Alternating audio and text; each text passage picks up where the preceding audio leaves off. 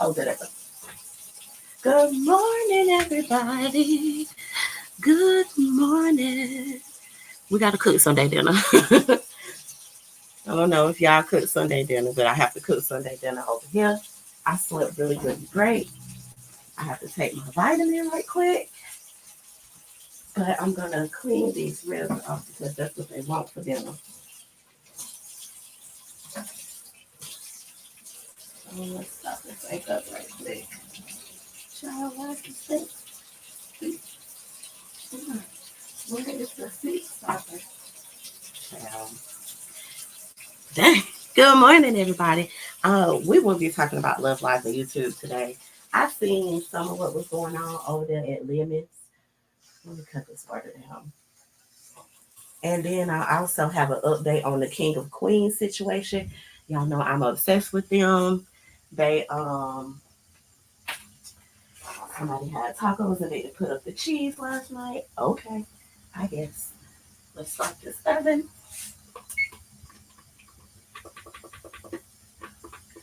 Get that right there. Up.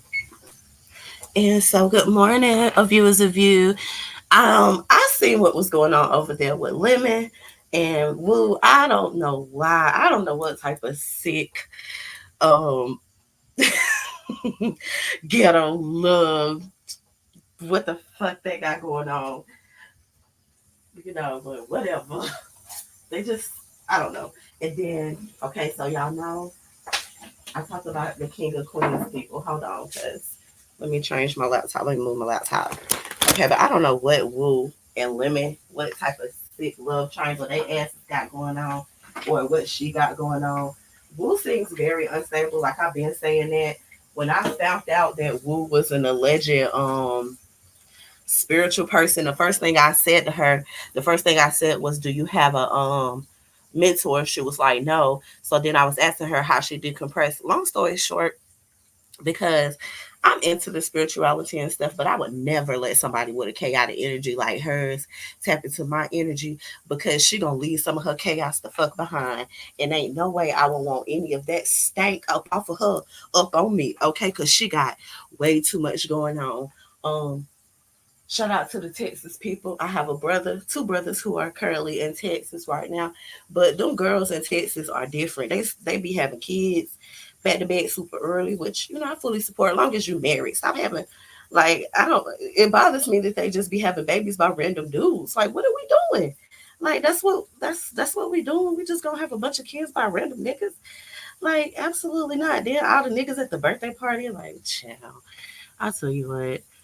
Okay, you've been watching them. All right, views of you, girl. Let's go. Okay, I got one person. That's all I need. I got you, boo. All right. So I've been watching them for years too, girl, and I have seen how she has escalated. Right, this Brett guy. Now, a lot of people hate Rose. I don't hate Rose. I'm team Rose. Let me tell you why.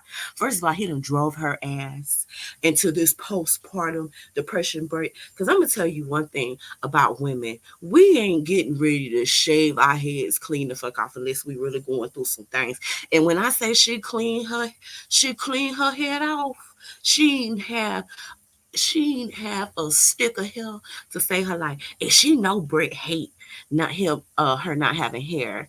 Right. You was waiting. Girl, I ain't gonna say I've been waiting, but my sister been waiting for this day to come. Now here's the thing. I support. At first I was like, she tweaking. She don't need no break. Yes, she do. Have you seen the way that what's his name, Race be acting? The first oldest little mixed boy. Have you seen how he doesn't allow her to halfway parent her son? He don't allow her to discipline the mixed kids. He only let her discipline the black ones. He don't let her discipline. Well, really, it's just what's his name, Race right now. And why we acting like she didn't hop up on the camera the other day and took it tell all of YouTube that he ain't even fuck with Race the first year that the boy was born. And girl, listen, I was looking at like some video from like a when they was here in the United States. And the two oldest boys, the two little black boys, told the story about how they went on vacation, and they were supposed to be with Brett, and Brett left them to go into the cave with the white lady. Why the fuck we ain't talking about that? Y'all forgot? I ain't forgot. I ain't forgot. Let me get my lime. Y'all know I like to clean the meat off. I ain't forgot what the hell them kids took and told Penny. And he was saying, yes, he was a bad, he at that time he was a bad boyfriend or whatever, because they was just dating. Like, girl, you took him back even after that. And then my husband, girl, of years of you, my husband think that they have a pimp in the whole relationship. Him and my sister is on the same type of time. And low key, he do treat her like that. So I was watching a video of Viewers of You Girl the other day. I was watching a video of that when I wanna say the the youngest black little boy was turning 3, right? They was in an apartment or whatever. And she was doing like a mommy vlog. She actually had food in her fucking refrigerator. She was in them. She was pregnant with Race. She was pregnant with Race, right? And she was blowing up little balloons. She had done like a get ready with me, get the birthday boy stuff ready with me type of vlog. Like she was actually on her mommy vlog, and that's what I used to love to watch her for. Hey, Remix, why are you talking? I'm not taking a bath, Remix. I'm rinsing off these ribs, sweetheart. I'm not taking a bath. I prefer showers. Right now, I can't get down in the bathtub because of my current health situation. Um, and my stomach is just heavy. So I can't. I refuse to get down into the bathtub right now, but I am taking showers. But I'm washing off the ribs Remix so I can cook something to eat for them for dinner. Today we are having ribs and fried corn, sweet peas, and cornbread. That's what Mello wants for dinner. Remix. Leave me alone. Anyway, we dragging the king of queens. Get in, get in. We fit in, Remix. Get in, we fit in. Okay, so I was watching that vlog, and I'm gonna tell you the beginning of the end, something that kind of broke my heart. The little boy woke up. Well, first of all, why she was pregnant as hell on the couch. Now, granted, sometimes the stomach, you love pork. They love pork too, Remix. I can't do it because it's gonna have me swole up. But this is what they want. And so I went to the Sam's Club and got some ribs. And we're getting ready to cut the membrane off and then do some cooking. But so her pregnant ass was on the couch, right? Granted, the stomach gets heavy. You know what I'm saying? I can relate on so many levels. And so um the little boy woke up and he was excited to like open up his gifts, right? And he was like, I'm so ready to open up my gifts. You want to know what she told the little boy? She told the little boy, we got to wait for Brett to wake up. Why?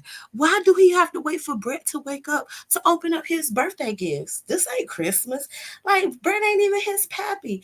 I would listen. Let me tell you something. If me and the toy lady husband don't make it, me, Mello, and this, listen, me and my youngins, when I find him a new stepdaddy, which I don't plan on doing, okay, but I'm gonna take me and my two, and I'm gonna go on about my business. And the first thing I'm gonna not do is let them meet this weird ass man, and I don't know nothing about him. And the second thing I'm never gonna do is put the boyfriend or the husband, the new husband, above the kids. If Mello want to open up his birthday presents, then Mello gonna open up his birthday presents. And if Brett wouldn't want Mello to open up his birthday presents, then I would suggest that Brett get his ass up, or Brett take his ass down to the Walmart and buy some more birthday gifts for Mello to open when he wake the fuck up. Cause his birthday is shenanigans written out. Okay, written out. And that's what we doing. All right, let me grab this chair. Cause gotta cut the membrane. Oh, hold on, the viewers of you. Let me get I'm trying to see this, but PDF Suite wants to offer me something. Okay, you said his mama.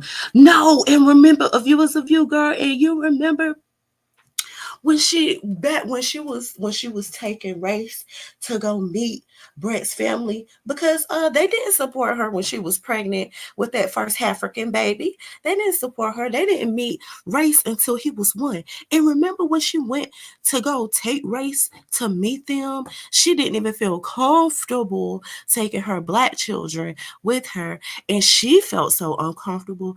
Girl, you remember she ended up getting a hotel room because she didn't even want to stay there with the clear people because the clear people had her feeling so uncomfortable. I ain't forgot. Listen, I had to go back and see what the hell I could see, girl. I was like, I remember all of this. I remember all of this. Oh, I hate these membrane things, y'all. It's cool though. We gonna pop it on off and keep it pushing. But yeah, she wasn't even comfortable with Brett's family. And then remember she moved them down there, and the people was calling the kids niggas, the people from the town, his hometown. Meanwhile, they was doing absolutely nothing about it. And honey, according to some of Reddit in the vlogs and the blogs, it was Brett people who was calling the little black kids niggas. So I can only imagine. Because, first of all, I don't like how they'll argue in front of them cheering. Good morning, Miss Beers. I don't like how they'll sit up and argue. Why they sit up and had the whole sugar daddy conversation in front of the folks cheering? That's weird. That's so weird. Good morning. Okay, but they switched up on those videos when the money started rolling in. Absolutely. Then all of a sudden you see Rose and them on family vacations with the white people and stuff like that once she started getting them good YouTube checks. Okay. Now Brett, they say, now some people say Brett ain't got no job, and some people say that Brett is her pimp. But I remember him being in a big old 18-wheeler. Y'all know I'm obsessed with the truckers, right? And so I remember specifically him being in a big 18-wheeler. Child, I'm ready for her to come out and say that she paid for the 18-wheeler, but I'm a hush because she came out and said she paid for everything else. Yes, they argue so. Let me tell you one thing we're not fixing to do in front of Mello.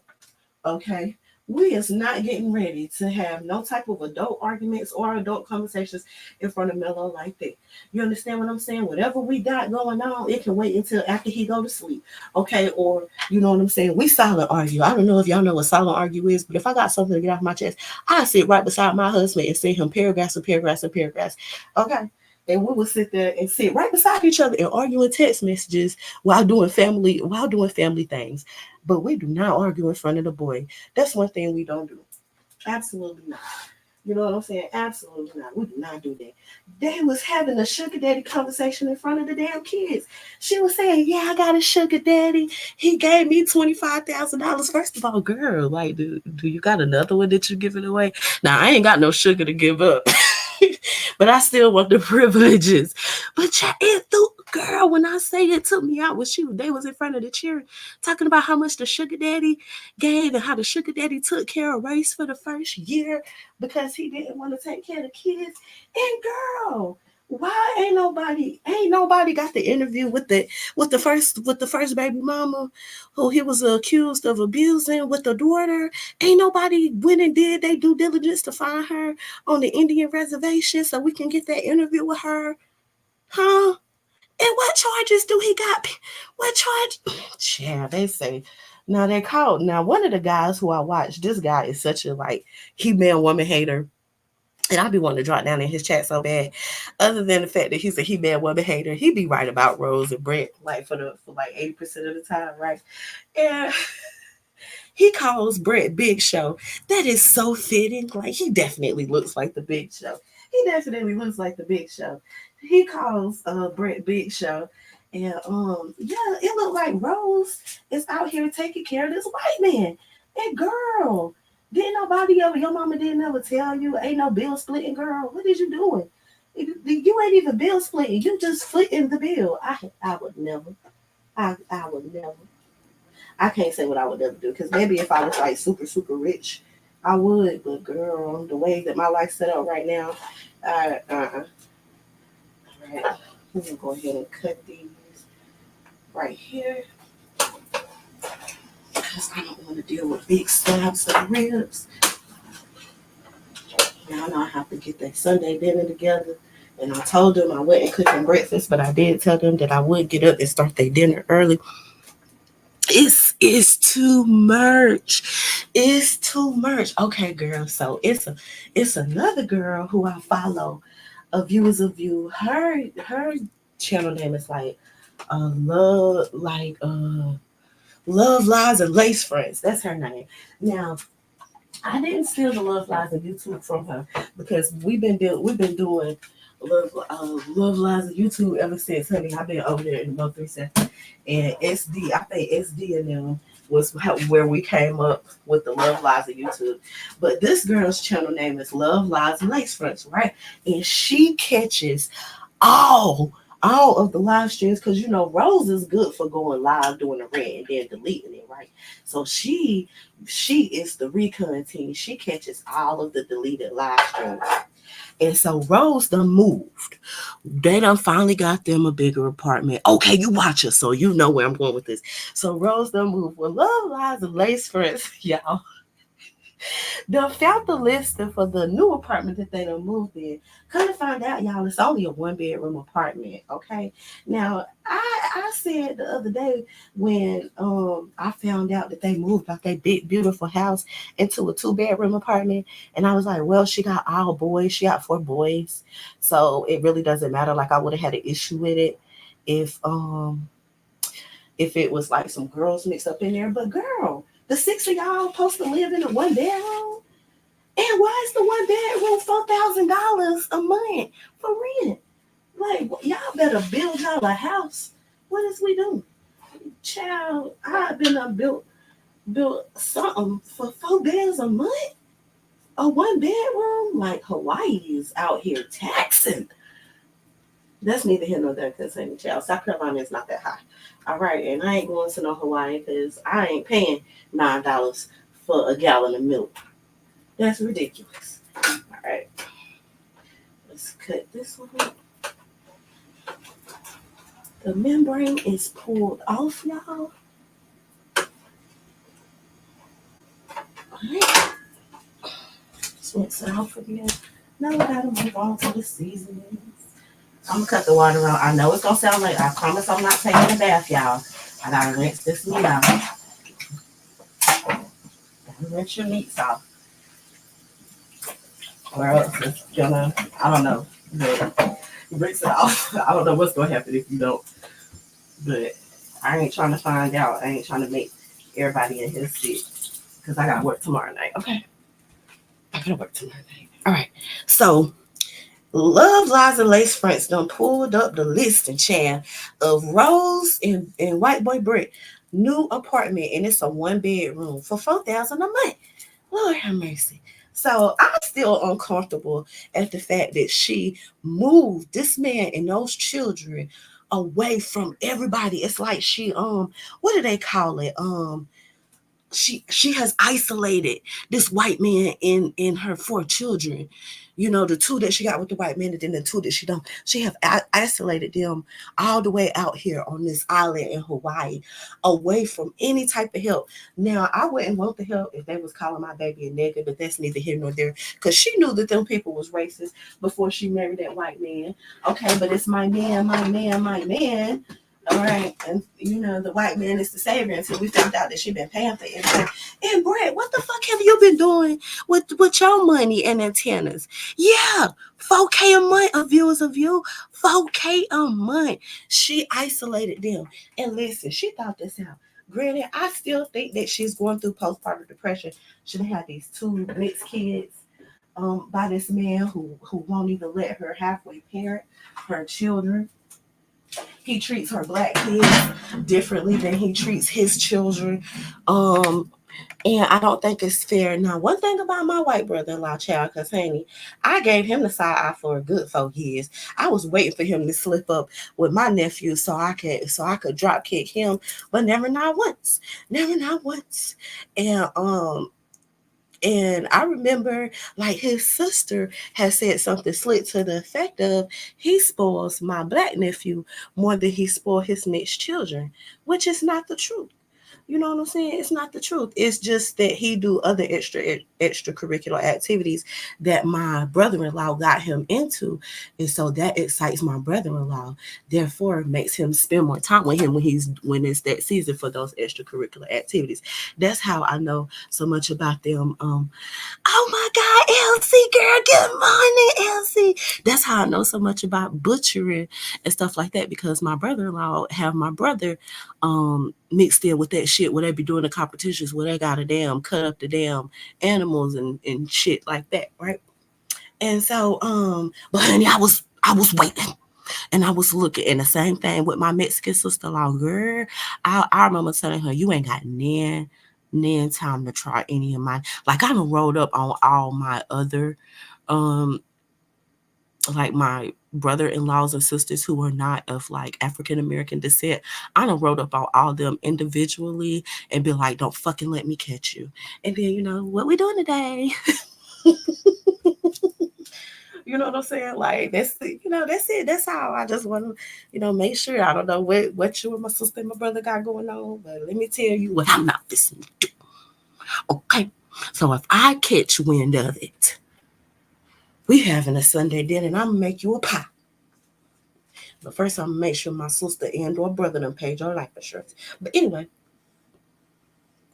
she don't move. Yeah, 4,000 for a 1 bedroom. Now Hawaii is high, but that's where she chose to go. Because remember, in her manic state, um, she self-diagnosed with the postpartum depression and then said that she needed a vacation. So she booked the vacation without even asking. And then once she got over there, she flipped the script and said, we living here.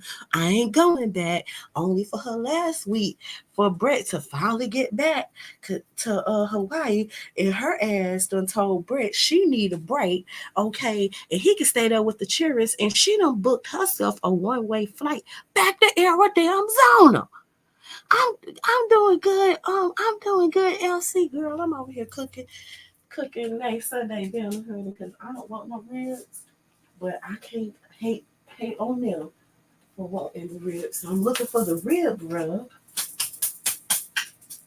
from the Pompous Pig. It's a like a, what do you call it? A barbecue joint here in our state, and they sell like their own seasonings and stuff going. So I'm getting my grinders, and my onion powder. I need some garlic powder and some slap your mama, and then that's it. What slap your mama? Oh, because I put some slap your mama on my egg salad. Okay, yeah, so yeah, she done booked a one-way damn ticket. Talk about she going home and she need a break. Hot girl summer. Hot girl summer. Oh, I'm doing really, really good, Lassie girl. I'm just trying to um make it through to March, okay? And then the turn up resumes. All right, girl. All right. That's how I'm doing. So ask me in May how I'm doing. Don't ask me right now. I'm still sad. Okay, so she done took and told Brett, you stayed here with the children. I done got the one-way ticket. It's hot girl summer, hot girl fall, whatever. But really, she just needs some help. But this is my opinion, and it matters to nobody but me, right? So I think Brett is purposely keeping her like mentally unstable. I think he's doing it on purpose, right? So that he can almost kind of like control her. Because y'all see, like I said, the way that she done content, the way that she treated her children, you can tell the difference from when she used to do her videos versus the videos now. It's almost like she's out. Why she always sending them kids to their room? That closet, I mean, because that's what it is. That closet. She always sending the black kids to the closet, but old Race can run around and do whatever he want. Now, uh, Love Lies and Lace Fronts did bring up the fact that she was in the damn lake breastfeeding, y'all. She was in the lake breastfeeding the boy in the lake. Right, okay, and they did a Views of You. Thank you for reminding me. I do think that they need to get another nanny, right? Because um what's his name? He's a truck driver, right? So I know a lot of my truck driver wife friends, right? They husbands is OTR, they on the road. And so I'm not like, I don't have to deal with that no more. You feel me? I don't have to deal with that. But if I had to, and I had kids that little, it would be a must that I had some help or whatever. And look, don't even get me started on the fact that Rose and her mama, is going through it right now. So she can't even get no love and support from her mom. Because her mom is an opportunist just like Rose. And it's like hurt people. But I see why Rose is so unstable. Because her mom, like Rose act just like her mom. I bet their house is full of gnats. Man, listen, I hope not, because I'm gonna tell you what, let me see a gnat up in here, honey. We about to do a whole deep cleaning session. I'm turning on Shirley Caesar. Okay, we're gonna start with Shouting John, and Mello know when he hear anything Shirley Caesar, it's time to get up and clean. It's time to get up and clean. When he hear Hold My Mirror, it's over. He know what time it is. He know when Ranks Alley come on. He know I love it. Why am I stomping? Let me calm down. Anyway, Mello know what's up, but I hope not. But she, it seemed like she only grocery shop when he coming home. But he is a big fella. Okay, so then, what's her name had went back, and the girl had COVID, was in there cooking y'all and licking on a fucking spoon, and then stirring the food. Like, what is he doing? Listen, I ain't never had COVID, but my child had it, right? And I remember being so scared. I was washing Mello clothes every day. I was busting up in his room in full hazmat gear. I was scared to death. If he would have been in here licking spoons and stirring vegetables and Alfredo, I would have had a heart attack. I probably would have set the whole house on fire. I probably would have set the whole house on fire. Ain't no way. So yeah, this white man definitely got her mentally unstable. You could tell that he be putting on for the camera. He be putting on for the camera. And then what does she like? Yeah, will she be doing her late night lives? Viewers of you, girl. Don't she be giving I still want to work at the strip club vibes? Like, Rose, if you still want to strip, girl, go strip. Why are you always somewhere with your legs going up in the air like that, girl? If you want to strip, go strip. I support all the response as long as you're a responsible hoe, Rose. I support all the responsible hoes and responsible hoe activities. But I just feel like, girl, you miss the strip club so bad because you always put your legs and stuff up in the air. And be like, girl, if you want to go back to the strip club, just say that. Go back to the strip club and strip once a week or something, girl. If you want to feel like a woman again, if you want to feel needed and wanted again, because that's the only time her husband ever be showing her any attention is when she got that camera cut on. But and listen, this ain't nothing that I'm making up. Let's be clear. Rose went live and aired her husband the fuck out. Yeah. Just telling all the business. Okay, and you see what they say the mama getting ready to come out with a tell-all book, girl. How the mama gonna tell it all if she had been talking to the mama? That's what I want to know. Who in the family telling all Rose business to her mama? Where is the slap your mama? I'm about to get upset. This is the grinders. Maybe they use. Child, if I have to go to the Walmart for some slap your mama, I'm gonna be very upset. Cause I don't feel like driving that far into town. Y'all know I live on the outskirts of the boondocks. Oh, see, this is why you don't fucking marry tall people who are petty, who continuously put the slap your mama at the very top of the cabinet, even though they know that you 5 feet with shoes on. I just went through this the other day. Hold on, y'all. Let me get my stupid child. Don't fall. Bitch, you better not fall. Okay. I didn't fall, y'all. Okay. There we go.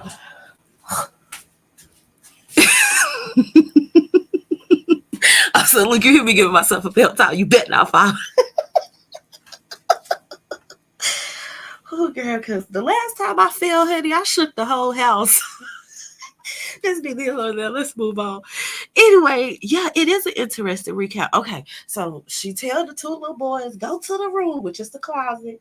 Shout out to Love Lives and Lace Fronts for showing us the $4,000 one bedroom, one bathroom apartment from online, from wherever she showed it. But you know how you could go to like realty.com and look and see. That's how she found it. I'ma just assume. I don't know.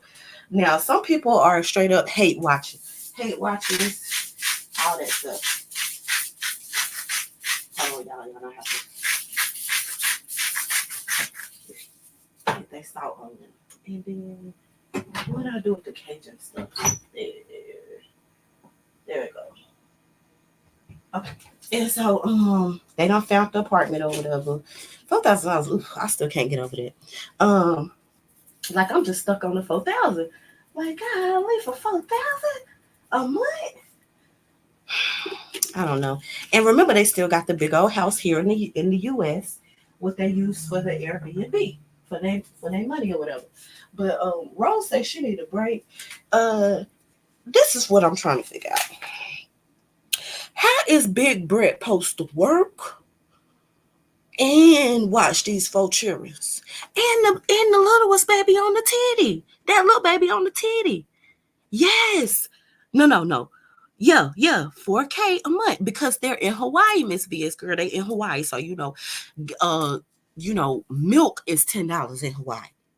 Milk, a gallon of milk is $10 in Hawaii, girl. So yes, 4K. Now this is what I'm trying to figure out. Is she gonna leave the children with Brett over there in Hawaii and take the one-way flight back to Arizona? Who the hell gonna pay the 4K rent next month? Who gonna pay the high ass light bill? Listen, my light bill is high as hell, and it's only 3 people who live here right now. I can only imagine what it's like. And it's been the summer. So during the summer, she don't put her kids not in no summer camp. She forever online with all of them kids running around doing the most. So her kids ain't in no summer camp. So she having to feed these kids 4 times a day. I don't care what nobody's talking about 3. No, 4 times a day she got to feed these kids. They running up her electricity. Who getting ready to pay these bills for Brett? Because Brett can't take the 4 children with him to drive the trucks. That's not how it works. Yes, Hawaii living is very expensive. Very much expensive, okay? Very much. And parts of it is beautiful, but some parts of it is just not. When child, I remember saying, I want to go to Hawaii. And child, we must have run away to Hawaii on a cruise. And I said, never again. Everything is hot there. No, just no. Anyway, I'd rather, anyway. Child, who gonna pay Brett bills? That's the long story short. Who gonna pay them bills? Because her, like, other than the Airbnb, that like social media is her income. Remember they was doing the retreats, the husband and wife retreats. And now look at them, how they online cussing each other out and going on and on. I ain't taking no marital advice from y'all. I know how to be toxic on my own. I know how to show out on my own. I don't need to pay. I'm talking about y'all. It was thousands of dollars to go to these retreats that they were having for couples, and it was only weekend 3 day retreats, right? We talking $2,000-$3,000. I wonder what the hell did they teach at these retreats. I'm gonna have to do my own research to see if anybody actually did like a review video of what they actually learned at these marital retreats, because seeing how they marriage operate with the pimp and hoe vibes, ain't no way I would pay thousands of dollars to take no motherfucking advice from them. Yeah. Oh, hold on, let me see. You said, yeah, it's not growing there. It's been shipped in. Right, very expensive. So ain't no way. I'm cool. I'm cool if I never go back. I'm cool with this BS if I never step foot on that island, on that island again. Honey, my feelings won't be hurt. Not the least bit. Nope. Mm-mm. Okay. But they have some beautiful stuff there. But it's just too expensive for me. Ain't no way I'll be able to have all of it. Child, no. Hotel rooms, $300-400 a night. Like, child, what? And they have nerve to have bed bugs in them? What is we doing? Anyway, I'm just trying to figure out what they got going on. And I still, because I got this bet going on with my sister that Brett is getting ready to start his own social media. I don't understand why he haven't already. But I seen some of the trolls saying that he already got social medias. They just private. But I'm talking about like YouTube channels for how when she go live, because honey, when she go live, she likes to control the conversation and the argument. She be over talking him and everything, moving to another room and then yelling back at him. Yes, this is the couple that have 1 million subs. She's black. You probably look, Miss VS, you probably done seen like some of their shorts or somebody reacting to their shorts because they seem to make satire, almost like satire content, sometimes. And sometimes it look like that she be telling the truth. I don't know. But the basis is I was a single black mom working at the strip club with 2 kids, and this white man came and saved me, only for us to find out that she paid for the brand new house and she paid for the Range Rover, and the sugar daddy raised the mixed little boy for the first year because he ain't shit, just like he ain't shit with his oldest daughter, Miss VS. Girl, Brett is nothing more than a white pookie. He ain't nothing more than a white pookie. He was getting ready to start them. Okay. All right. Okay. Listen, I got a bet going on the Views Review with my sister about when he gonna start his page because she got 1 million subs, so he at least gonna have 100,000. He at least gonna have 100,000 built-in subscribers. Just off of how large her platform is. Whether they be hate watching or not, I'm gonna be hate watching. I'm telling you now, I'm gonna be hate watching because I think that white man is purposely making her mental stability diminish. I think he's doing that shit on purpose. But it could just be me. You see, I heard him speak about it the other day. Oh, and she was rude. Okay, see, she always rude like that. A view is a view. It's like, dang, do y'all even love each other for real? They each should have their own channels and work together if they break up the joint. Listen, no, it ain't no joint channel, Miss VS. It's her channel. It's Rose channel, point blank and period. It's Rose channel, point blank and period. It ain't no shared channel, ain't no couple channel. That channel belong to her. And let me tell you what, she remind Brett of it every chance she can get that it's her channel and not they channel or his channel. Okay. She reminds him every chance she get that it's hers. His sub count will be high within the first week because I'm telling you, I'm going to be on my troll page and my regular toileted page trying to see what I can see. And yes, I would listen. I tell you that I'm hate watching. I'm hate watching. Listen, Miss VS, if I'm telling you, it's people who it's a girl who I seen just start a channel, right? Like she just popped up in my algorithm and it was like her second video. She had her 10th video and she already got like 5,000 subs. And she started last month. So if you want to get a crew, a couple of extra new subs, just talk about them right quick, real fast. And make sure you hashtag King of Queens in your title. And baby, the people will come. Now, I don't need other people up here, child, because what I learned about Rose is when I say Rose is proficient at Dotson, Rose is proficient at Dotson. Rose is proficient at you know what I'm saying, Dotson the socks off of you. It's and her little minions do it. I'm talking about you can be in the chat like saying one little slick thing, and 20 minutes later she doxing your whole family. It ain't like in like a certain, in our sector, it take people months and months to gather the information to docs. Nah, Rose people dox you in like 10 minutes flat. Like, damn. It's like they have a what do you call it? An assembly line. Like, all you gotta do is one bad comment, and in that same live, 10 minutes later, she gonna dox the fuck out you. So yeah, if I've seen some people come up as far as they content off of her. And my sister was telling me, like, you should just start a channel. I was telling her, girl, no, I don't want none of them problems with Rose because I got my own set of problems going on over here. But I just like to watch and like tell y'all about the story in case y'all need a like Love Liza YouTube story to watch. Like this is my stories. I don't watch As the World Turns. I watch Rose and White Boy Brett, aka Big Show. Okay, gotcha. Okay, are you a view? Are you gonna start doing commentary on it? Cause I will watch it, girl. I always have to catch you on the replay or something, cause I work third shift, so I be sleeping that girl. And he need to start his channel. He needs to.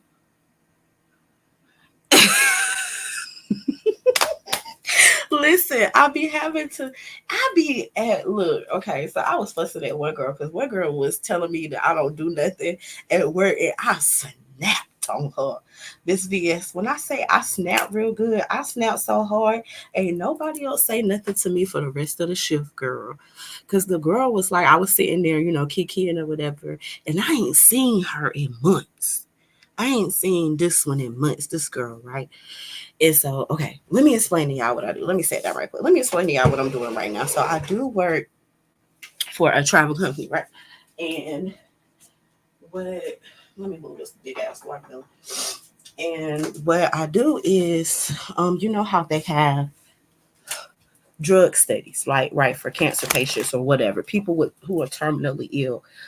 So when your family members are terminally ill and they're in the hospital, right, and they're doing their drug study, I'm one of the people who are there, right, to help monitor. At night they don't do nothing but sleep, right. I do whatever that study say that we have to do, right. So one girl, I ain't seen her since they dropped the her person off, right. And she was like, you're Kiki. Because she was like, well, I came to see so and so. And I told her, you're going to have to sit and wait because, like, it ain't time for that. It was almost shift change, right? And I was telling her, you're going to have to wait because, like, you can't see her right now. They were actually doing vitals and stuff like that. So she was like, well, you're just sitting around. You're not doing anything.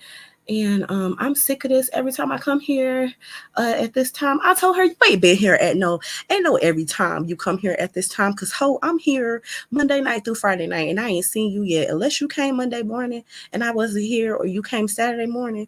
Bitch, I ain't seen you. Don't fucking play on my top, you know? And then don't tell me that I ain't doing nothing. Because let me tell you something. When your family member is near death, and their last hope, because let's be clear, they're here because this is their last hope, and they're willing to lose their life in order to save their life, to take this maybe ass medication, and half of them ain't even getting nothing but a placebo anyway, right? So when your family member is in there and they actually do get the right medication, but the side effects is kicking in and they throwing up at 2-3 o'clock in the morning and having night sweats and crying and shit, who the fuck you think in there holding on to them while they're crying and telling them everything gonna be okay, and holding the last little sprigs of hair that they got to throw up into that barf bag? Bitch, you better get off and up in front of my face. So anyway, I said that to say this. Yes, I be up kicking in the middle of the night, right? But I do be working. And honey, that girl, honey, she's had me touched in my spirit, okay? Because I ain't seen you since you dropped off. Anywho, let's get back. Yes, Hugs. She tried me. She tried me. Like, girl, what was your antennas at? And they gonna say, oh my God, she done lost so much weight. Yeah, bitch, because you ain't came to see her in months. But I'm telling the girl, you gonna put that weight back on you. You gonna look good. Don't worry about it. Okay? And half of them at death's door. And I'm just telling them that you ain't gonna die tonight. How many of y'all calling them, telling them, you don't cry, you ain't gonna die tonight?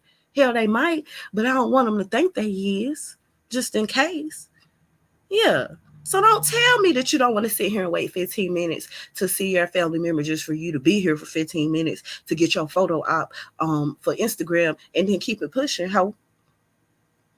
Okay. Now, have me hot. And again, that's why I take my mental health so seriously, because I deal with people dying every day. Okay. That's just the reality of my situation. I deal with people who dying every day. Motherfuckers ain't making it through these drug studies because some of them not getting the drug. So they wasting away, hoping and praying. And did y'all know that? Listen, I was telling my husband, I'm getting ready. Child, come next year, I'm finding me somewhere else to work. because this is one thing that really threw me the fuck off, right? So that had me kind of upset because they know which people is getting the drugs and which people is not getting the drugs, right? They'll stop them from taking the chemo, the chemo plan that they was on. They'll stop them from doing that if they was on chemo and radiation, just to focus on that one drug, knowing that they ain't even going to give them that drug and that they're going to fucking die. That shit hurt my heart. That shit hurts my heart. Like, at least they had a 15% chance, but you know damn well they got a 0% chance because you know you're giving them the placebo. Anyway, let me move on. It's so heavy. Listen, Stephanie Collins, that's why I be looking for somewhere I can laugh and kiki. Because that shit is heavy on the brain. I've been doing that for years. For years. On these 6 to 6 shifts. I need to watch Lemon and Kiki about something crazy. You know what I'm saying? Because what I'm dealing with in reality is a lot. It's a lot. So that's why I be telling y'all when I say I take my mental health seriously, I do. I have to. I gotta be strong for motherfuckers who can't be strong. I can't be out here being a weak bitch, being weak mentally as far as how I process emotions, because there's other people who don't know how to process their emotions who I gotta help them. And I gotta keep it together. I be wanting to cry with them. I be wanting to cry. I be wanting to break down. Why y'all think I be on break smoking Newport 100s at a rapid rate? Talking about I'm about to quit smoking. I'd be able to quit smoking if I didn't work without work. Yes, and right. So, oh my God. Yeah, most are diagnosed as late stages. Right. And they are already behind. Right. And then they give them hope and they're like, oh, stop that. We have this new drug that we think is a miracle drug, but we don't know. And that's tough. Down to which ones is getting the medicine and which ones is not. Shit. So yeah, I'm gonna be kicking in Lemon's chat, okay? At 3 o'clock in the morning. I don't care. Okay. Anyway. The waivers, the waivers are fucking crazy, yo. The waivers. Yo, and here's the thing, right? Because you're trying to, you have a family member who just want to fucking live and who will go bankrupt just to live. And then maybe they're not disclosing 100% everything that's going on with their family, to their family, right? So when they family hear that they in the study, they don't know that they done stop chemo and radiation, though. They don't know that. They don't know that. But they don't understand that in order for them to study this medication properly, the body has to be in a natural state. And that's a lot of shit that people leave out. Like, I remember when my mama was telling me she was going to do this, and that. Honey, I was all over her like white on rice. I was like, no, because you got to go through. And then she followed just like, listen, look, I'm already going to die. I'm already going to die. This shit is everywhere. So let's let them get the data that they need. And then when she when she just explained it to me like that, I just was said, okay, like if that's what it is, then okay, if this is what you're choosing to do, you're of sound minded by or whatever.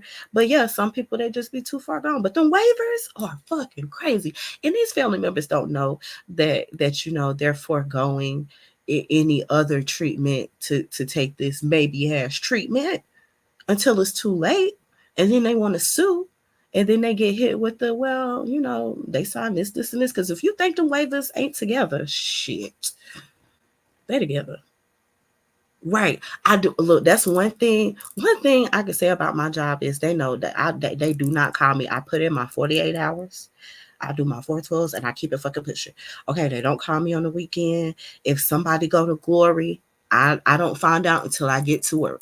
On Monday night, I don't find out. Sometimes I be sad, sometimes I don't, right? But one thing about them, they don't bother me on the weekends. They do not bother me. I work my shift and I go on. Yeah, and doctors don't be listening to them patients. Man, listen. I watched this guy named Pee Wee Toms. He had cancer, and I watched him just deteriorate within the last year. And I remember him, he literally married his wife 3 days before he died, because he was telling her like, you just stuck it out. Basically, he got cancer as soon as they started dating, and she stuck it out with him. And he was like, I'm gonna make an honest woman of you. He didn't have no kids or anything like that. And so he married her, and they look, when I say he was glowing, you couldn't tell he was sick on his wedding day. You couldn't tell he was literally at death's door. And then 3 days later, he died in her arms. That shit was crazy. And so I've watched people go through it in real life and online. Um, and watch their stories and stuff like that. And so yeah, that's why I be so kiki or whatever, because I be going, listen, some people, I don't know what y'all do for work. That's what I do for work, okay?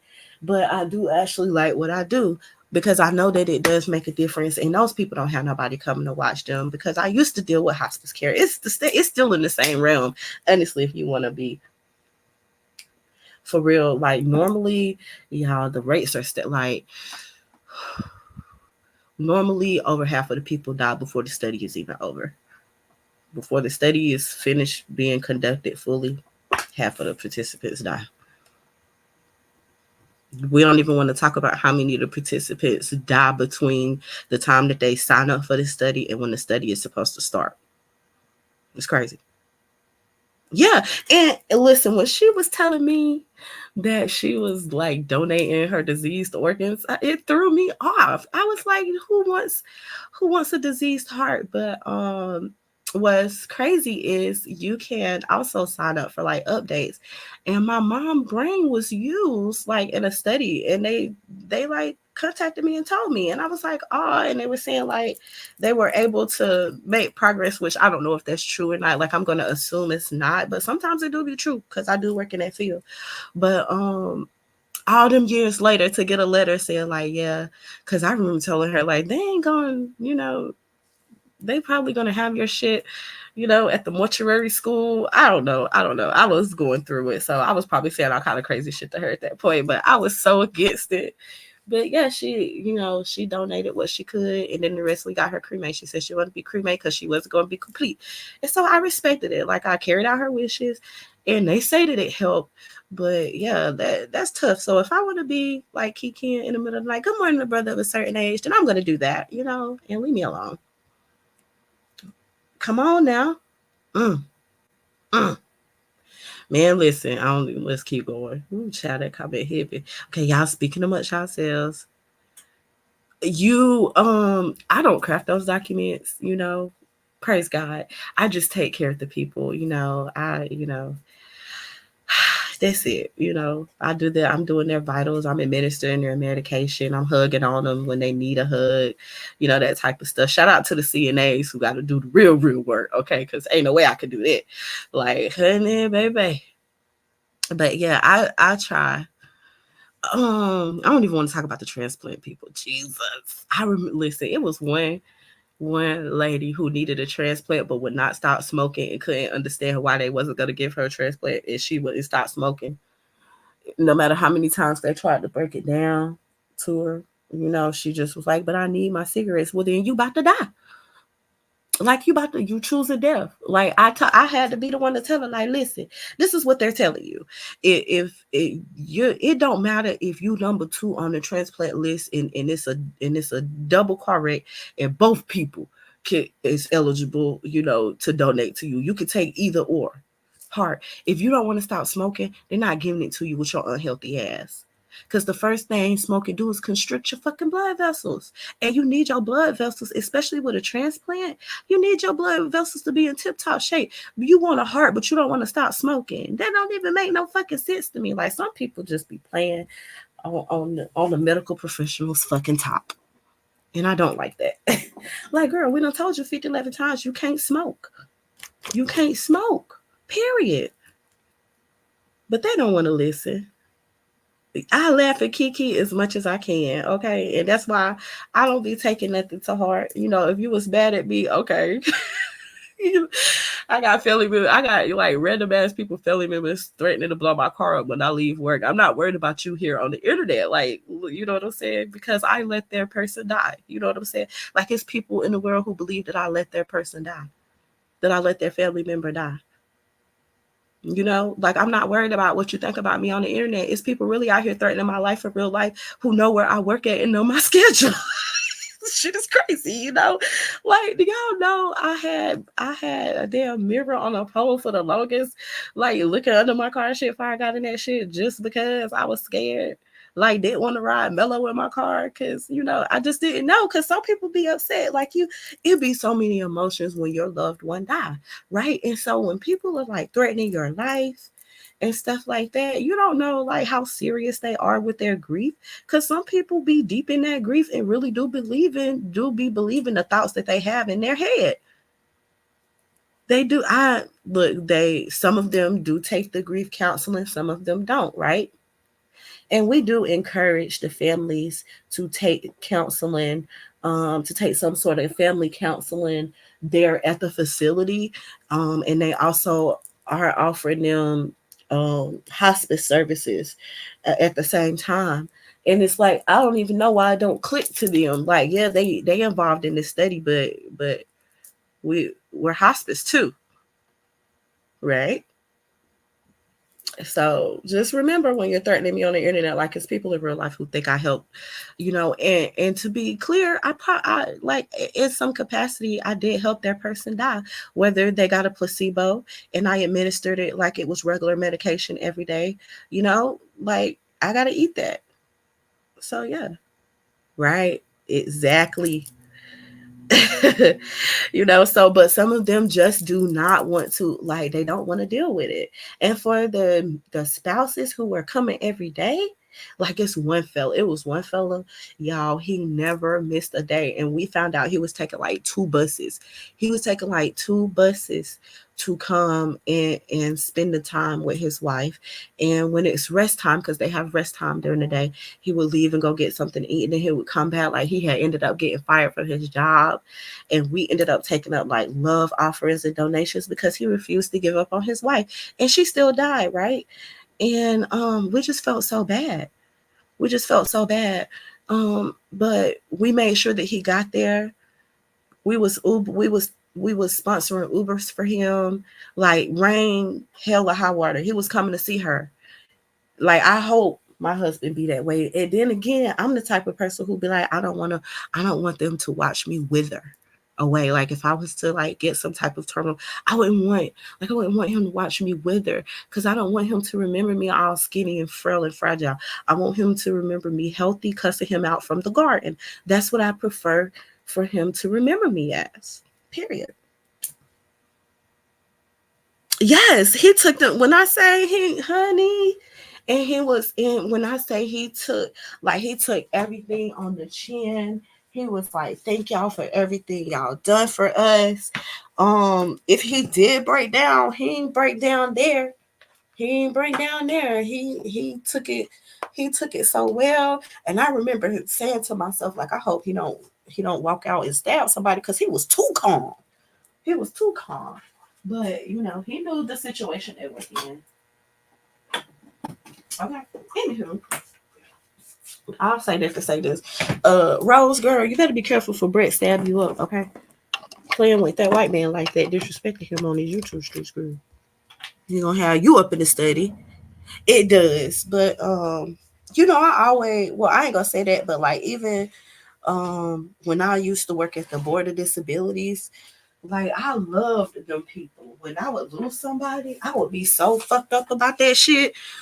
But I always had it up. Like even when I was in middle school, I was a candy striper. So I always like enjoyed spending, like making the sick feel better, making the sick feel better. And so I remember my sister telling me like I was crazy for being a candy striper. She was like, you got to do all that work and you don't get paid nothing. But I was telling her like, no, I enjoy the wisdom that I got from those people being at the hospital and being a little candy striper. Okay, shoot. He said my dad hospice. Yeah, my mom's hospice was at home as VS. And you know what made me mad? Let's talk about it, girl. So my auntie and my cousins was the first ones to want to jump and like claim my mama's stuff when she died. But when she had to do at home hospice, they said they didn't want her to die in their house, girl. Girl, we still got smoke with that. I still got smoke with them. Like, what? They straight up said they didn't want her to die in their house. That shit had me fucked up. Man, that shit had me fucked up. I wouldn't even look because my brother is a homosexual, so I knew she couldn't live with Josh because Josh don't live nowhere. He live wherever the coochie is that we, right? But it threw me off that, they wanted her shit, but they didn't want her to die in their house. Like, you bitch ass bitches. You hoe assholes. Y'all ain't getting shit in there picking up my mama jewelry. Bitch, you better put them fucking earrings down, hoe. I ain't give them the eyes to this. I still got every piece of clothing, okay? I wish the fuck they would ask for something. Okay? Picking up, but they ain't want her to die in their house. Bitch, nervous. Okay? So I told them I hope that if something like that happens to them and they need somebody to take care of them, that they do not look at me to help them because they can't die in my house the fuck either, okay? The only one that can die in my house is my grandma and my papa. But the rest of them, they can die on the side of the road. Now, I'll come to their funeral, but I'm not going to take care of your ass till you die after you did my mammy like that. You don't want her to die in your house. Hell, I ain't wanted to die in my apartment either. Okay? Like, let's be clear. I ain't want the problem. Anywho, I didn't. Yeah, honey, sometimes I be struggling when I be leaving work. I be looking forward. To Fridays, honey. That's why I be like, yes, hate, hate, hate. Let's go slander. Hate, hate. I need some hate, hate, hate in my life. You know what I'm saying? Because, Lord, I done been through some shit this week, okay? And yes, when people die in the study, they already have backup people to come in and finish out the study, which is crazy to me because the study is like already started. But again, people do anything to try to save their life. But I can't say nothing because I probably would too. Look, I took it really well. I could have showed my whole entire black ass, but I didn't. I held it together. I was very mature about it. Okay. But on the inside, just know on the inside, I was firming. I was firming. I was ready to stab everybody. I was ready to go to jail. But Mello was one. Okay. And I said, ain't no way no weird random woman about to raise my youngin'. So I kept it together. Praise God. Pre-trial diversion for a client in his case. The only condition was completion of okay. And did they do it? Good. Ray Trees, Secret Lover. You doing okay, Ray? I know you wasn't feeling well, sweetheart. Me neither. I wasn't feeling well, but I figured out what was going on with me. So I hope you figure out what's going on with you, sweetheart. Because, honey, I just knew I was dying. But I'm not. Well, kind of technically I am. But I was just like, gotta be more vigilant. Gotta be more vigilant. Shout out to the what you call those things? Physicals, because I had to get a physical for work. Y'all know I'm still wrapping up ribs. What am I supposed to be talking about? Rose and them. Oh wait, hold on. Let me talk about Woo ass. Did I drag Woo already a little bit? Something happened over there with Lemon, but I didn't get to watch all of it. But I don't even know why. Do they? I don't know. Maybe they are in love with each other. They gotta have a little love triangle. Oh, okay. You were supposed to get him treatment. Okay, that was one of the conditions. Listen, I was explaining to Mello, right, his conditions, right, of his trust. Stephanie. He was getting so frustrated with me, girl. I said, well, Mello, you're gonna get this. You get this amount of money every month. In November, it sends a check for December for Christmas, right? And then I told him, okay, well, when you go to college, you got this much money to go. And then this. Man, listen, he was not going. Mello say he ain't going to college. He want his college money. He say he want his college money. He don't want to go to college though. And I told him if he don't go to college, I'm going on a world cruise. Okay, after half the term, I reached out to get proof he was complying with the treatment. His mom picked up the phone and told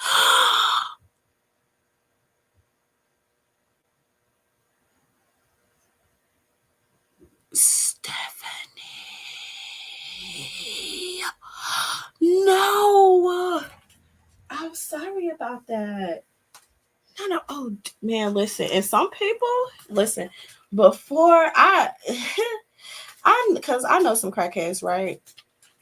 Like my grand, and I knew a crackhead who was like, I'll smoke crack before I go get treatment. I was like, what? They gave him 2 years to live. Y'all know this motherfucker lived 6 years smoking crack, and they only gave him 2 years to live. And every time I would see him, he said, "I told you the crack could keep me alive." That shit had me fucked up. Gave that man 2 years to live. He lived 6 years on crack. Never took a treatment to save his life. Shut up. Shut up, DJ Drama. DJ Drama, I swear to God. I swear to God. The shit had me fucked up. It had me so fucked up. Every time I would see him, I would be like, this nigga's still alive. This nigga's still alive. And yes, he did. He made it 4 extra years on the cocaine. Like I said, I'd be down. So look, he took that to, he was serious, honey. And I guess he must have known something. Did I just pull my belly? I sure did the bottom. He said, honey, he was gonna smoke crack till he died, and did. He said they just tried to kill me quicker with that chemo, which that's the point of chemo. In case y'all don't know, the point of chemo is to damn near kill you, but not like almost, but you don't fully die, but you damn near die.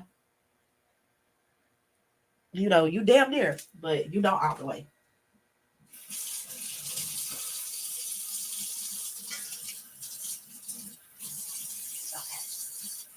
Rich my hands out there. But y'all need that drama, honey. Smoke crack them 6 years till he died. Sure did. I remember when he finally died. I bought a flower and everything for the funeral. Did I just say finally died? Anyway, I remember that. And I was like, damn, that motherfucker told me he was gonna live.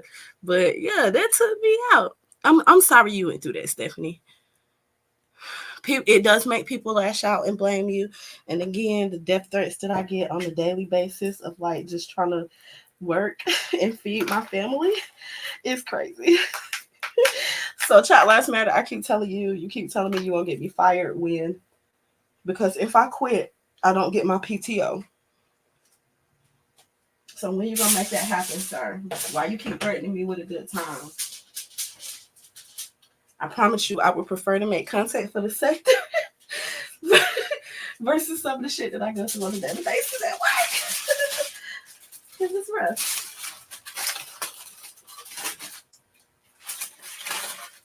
What did I do? I gotta find the fatback meat, y'all. I'm gonna have to go buy some more. No, we country. Yeah, I said fatback meat. Good morning, Mikey. What you get for your birthday, Mikey? Did you get something? I know you ain't getting anything from me, but I still ain't got my cash out from you. But I hope you had a good birthday. I seen you was live. Good morning, Miss T. Pre. You've been doing an excellent job. Sorry, y'all. Y'all know I have to get the Sunday dinner together for these people I live with, or they might kick me out, child. I see you with. I didn't get to catch your side note yesterday, Miss T. Pre, but I'll go back and catch it today. I'm always, y'all know the third shift really be tearing me up, and then trying to watch what y'all do during the day. I be watching y'all on 1.75 times speed and everything, trying to catch up on what I done missed for the day or the week or whatever. Okay, you're welcome. You said, nope, you're not. He said, no, you're not getting nothing from nobody, which is a good thing because they tell me more. So hopefully everybody showed some love to Steven yesterday. Stephen Gatano, it was his birthday. I didn't even know. I didn't even know. Oh, look, Stephanie, honey, and it better be ready by the time church gets out, okay? But they don't go to church here unless it's like somebody died or it's Easter or something. The last time we went to church, it was Easter. And child, it was a kerfuffle. So I don't think we're going back to that church. That's neither here nor there. That's neither here nor there. So I watched much. Actually, ain't we supposed to have a further service at 11? Pillsbury, where you at? I thought Pillsbury said we was having the church. I mean, homegoing service for Shakim for the 50, 11, 50, 12, and 50, 13th time. We gonna see for Pillsbury. He ain't never on time for nothing but a meal. Okay, never on time for nothing but a meal. Okay. Man, I got 6 things of ribs here. This is a lot of food. Hold on, y'all. I got to get the seasoning on it real good. Make sure I don't miss nothing. Cause my pappy coming. My pappy coming today. And I love to see my dad. I only see him like once a week now. I'll be looking so forward to that. Cause I don't see nobody else like that. They don't be fooling with me. They think I'm crazy still. I am. I be spazzing out on their asses because they play too much on my top. But school starts on Thursday. That means next week I can sleep in. Yay! And I gotta pay for no more summer camp chair because summer camp hot. Okay, y'all talking much yourselves. Okay, a church could fall for. Yeah, Stephanie Collins, girl, my cousin still to this day think that we called DSS on her, and she still think to this day that we put Drano in her gas tank when she know good damn well that our formula is not Drano, it's sugar. Okay, she still think we did that to her, and I don't know why. It wasn't, honey. Listen, it wasn't me who did it. And if my sister did it, she ain't tell me about it. And she can't hold water. It ain't nothing that she done that she ain't told me about. So yeah, honey, and then her and my sister child, they started to have a conversation. Then she said she didn't want to talk about it. Then I guess she decided that she didn't want to talk about it. And child, it was a mess. And had my daddy, somebody at the church had called and told my daddy that we was out there fighting. Child, he called me and cussed me out. Ain't talked to me for a couple weeks. Had me hot. Oh, I let him have it. Now I'm not one to disrespect the parent, but I'm gonna tell you what. When we started back talking to each other, oh, I cussed him smooth the fuck out for that. The fact that you would listen to somebody, and might I add that this was Easter Sunday. Why they waited until Wednesday to call him and tell him a hot lie? I told him if any of that would have happened at the church, our whole family go to that church. You think they wouldn't have called you and told you? Cause see, Abby wasn't involved in it. I was just on the sideline watching. We scooped up the babies, but I was watching, but I wasn't actually involved because I don't fuck with that cousin. Okay, a bitch ain't gotta tell me but one time not to fuck with her, and I'm not gonna do it. But my sister, honey, she just want to be peace, cool, my yeah, that's fine, you know. But I wasn't involved in no kerfuffle. But they told him that I was. Told him I was trying to fight at the church. And instead of him calling me and asking me what happened, he called me and cussed me out, told me not to be embarrassing him at the church. But he had done took and told us he was coming to the church, but he had went out with somebody's sister the night before, got too turned up and didn't make it to church on Easter Sunday. So had his ass would have made it to church that Easter Sunday, he would have known that nothing of the sorts happened. But he was listening to third parties tell him stuff and messed around and got him cussed out for the first time in forever. I think the last time I cussed him out is when I was pregnant with Mello and he didn't want to bring me no Wendy's sour cream and chive baked potatoes with extra bacon on it. That was the last time I cussed at my father. And Mello 10.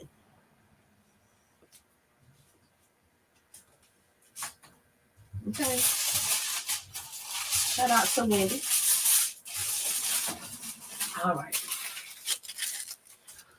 Mikey said I almost finished eating my birthday cake. I wish you could have a slice. Okay, well, in spirit, just eat a bite for everybody in the sector. In spirit, what type of cake did you have, Mikey? I'm glad that you enjoyed your birthday cake. I ain't had birthday cake in so long. I miss it when my mom used to make them homemade scratch ones. Now wait a goddamn minute, Ray. It was my birthday. in June. Look, y'all. Look. It was my birthday in June. I ain't shit. What is it, July, August? It's cool, right? It's cool. You be. I'm gonna win a bet, soon. Do we got any bets? Going on, right? I know I got the bet going on with my husband, that shot. So he bet that Shaquem is going to Vegas, and I told him that he is not. But he got the sponsor. And then my husband did make the good point, like when it was the shot into the void, like even though he did go last minute, he did go. So he might mess around and win this $100 bet for Vegas. But that's it. Good morning, darling. How'd you sleep? Okay. You still sleeping? Okay, good night. All right. So we got that bet going on right now. He gonna get some $100 up out of me, but it's okay, from the looks of it, we still got a couple weeks though until it's time for the Vegas trip. So I don't know. I still might mess around and come out the winner on that. But that's the bet that we got going on over here. I bet that he's not gonna go, but my husband bet. But I tell you what, I sure won them $50 for the BET experience. Oh, that was Mr. Mello. That was Big Mello right there. I don't know where Bello at this morning. He's still in the bed. I can't believe he ain't got up yet. He must have been up late last night because I was snoozing in and out. Honey. So when I woke up, it was like 9 something. Because we went. Let me tell y'all about Mello Rich. Oh, he's so trifling. So we went to the Waffle House. When he goes to the Waffle House, he ordered his food, and I had a pancake and just some sausage links. So then we went to Walmart, done some shopping. I was like, dang, I want some brisket. Asked Mello, he want anything? No, I'm good. Get home. He want to eat my brisket. Okay. So boom, I go back, I get some more brisket. So we eat the brisket. Not even 2 hours later, he come talking about he hungry. So I said, okay, well, let's make some like sandwiches. I don't want no sandwich. I don't know how y'all eat sandwich. I said, okay, well, we can make some subs because I had like some little Hawaiian sweet roll subs. I don't want that. Y'all know what he want. He want to go to the brick oven pizza place. So at this point, I done bought food 3 different times and it's like 2 o'clock. Y'all know we left as soon as I got off the live last night. That was like yesterday morning. That was like at 9 o'clock in the morning. Why did the boy eat 3 meals between 9 o'clock in the morning and 2 o'clock in the afternoon? Why? Why did he eat 3 full meals? What's wrong with him? What's wrong? What's wrong with these fucking kids? Oh, Ray got you blocked. Ray got you blocked. Not a white dog at YTC. Who called you a white? Wait a goddamn minute, Stephanie. What is going on in my chat? Who called you a white dog? What? Listen, T Pretty, this nigga eat me out of house of a home. Stephanie Collins, what is you talking about? They cussed you out at YT and YouTube cameras. Listen, I heard Lady Nika, who Lady Nika was cussing out yesterday? She was cussing out somebody for 30 good minutes. She cussed them. Oh, my, I think it was Woo. Was it Woo? What Woo was doing to people yesterday? Man, he got to be, because, baby, I said, I almost went live and did a big thing. Like, I think I ended up spending like $80 yesterday on food for him. And I'm going to still have to go get some breakfast once he get up, because I'm cooking it. This is dinner. And then I'm going to have to get him lunch. Well, yeah. Because I got to do his hair, so he's going to be up eating while I'm doing hair. Because he hates to get his hair did. All right, y'all. So yeah, my next bet is Shaquem going to Vegas. We got $100 on it. I did win the $50 for the BET event or what have you. I did win that. Shout out to me. So I'm trying to see if I'm gonna win this next one. Hopefully I do. I don't know what I'm gonna do with my $100, but I'll probably buy some plants or something, because that's what I've been doing lately with my little extra money. I just been buying plants to start my fall garden. Let's get this timer going. Okay. Okay, it was record. Oh, Lady Nika. You got blocked by Lady Nika? No. Now, goddamn it, Ray. Ray. Hit this like. Look, I done put the food in the oven now. I got some free time. Look, hit this. You, now I know you didn't get her blocked. It, not Lady Nika. Y'all know. I love Lady Nika. Lady Nika. Hit the light when you come in and then some put your feet up. Anyway, I like her. Golly, this is a heavy ass watermelon, y'all. Hold on. Child. Ooh, don't fall.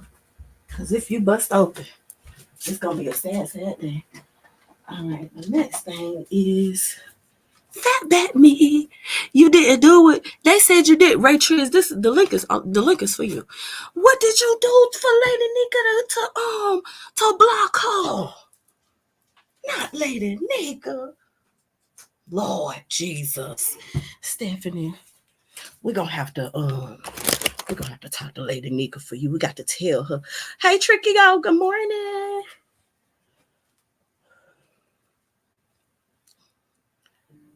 I want to go walk around outside, but if I drop my laptop. Okay, there were a couple. Oh, really?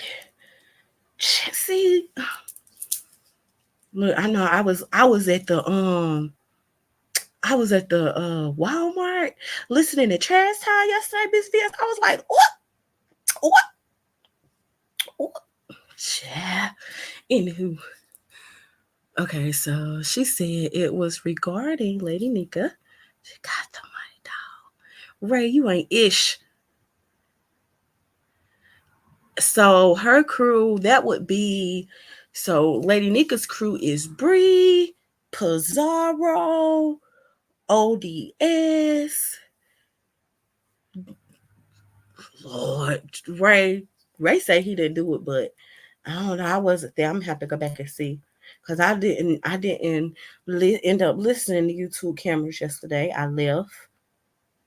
We went to one Waffle House. That Waffle House was full, so we went to the other Waffle House. And I watched the cruise vlog, and then when we left there, it was time for me to watch Miss VS, so I watched her. So I didn't actually go click and see what YouTube cameras was talking about because she was too far into her show, and I like to be there from the beginning so I know what's going on. Oh, Stephanie done hit the link. Okay, good morning, Stephanie. Hey, good morning. Good morning. Now Hey, so, took and tell me what Ray done did to you. oh, okay. So here's what I happened.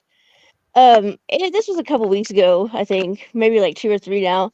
Um, and he had said something in his motherfucking Tiggs way, Oh, about something about that had at least implied that Lady Nika was slow or something like that, and at least that's the impression she got.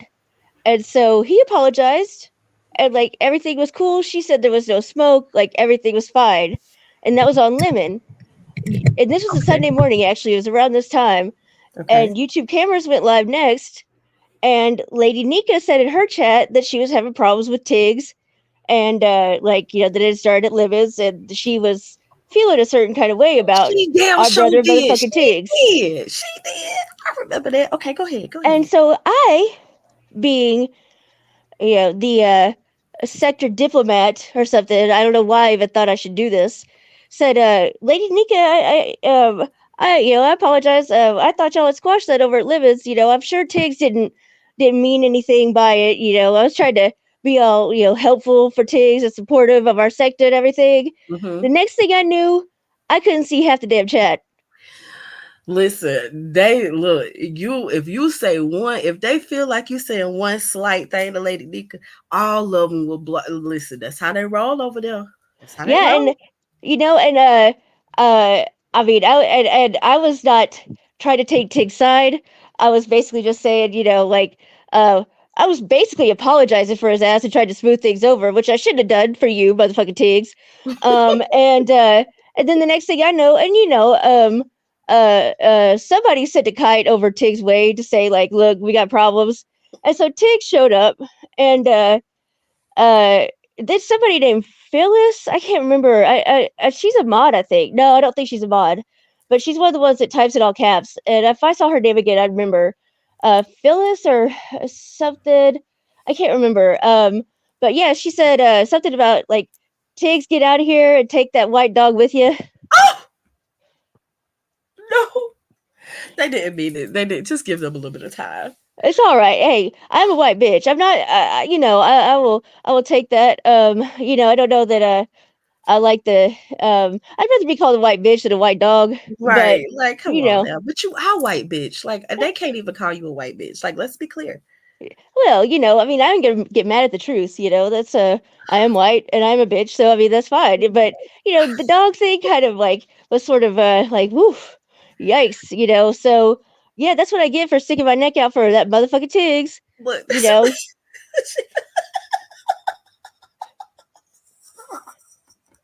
listen, Trent is going to come back, and he profusely apologizes for the hateful comments that were sent your way, and and I'm sorry that half of Lady Nika chat blocked you. That's how they move over there. They move as an army. If one don't like yeah, you, they all don't like you. yeah. So I'm persona non grata over at all the OG V sector ladies. I think have decided that Tiggs and his white dog are not their favorite people right now. Jesus. They do say that Trent, there you go, that Trents be trying them. And I was like, how? Like, dang, we just be over here trolling lightly. They be taking offense to some of the like cutest little things that be a cute little kiki, but they be hot.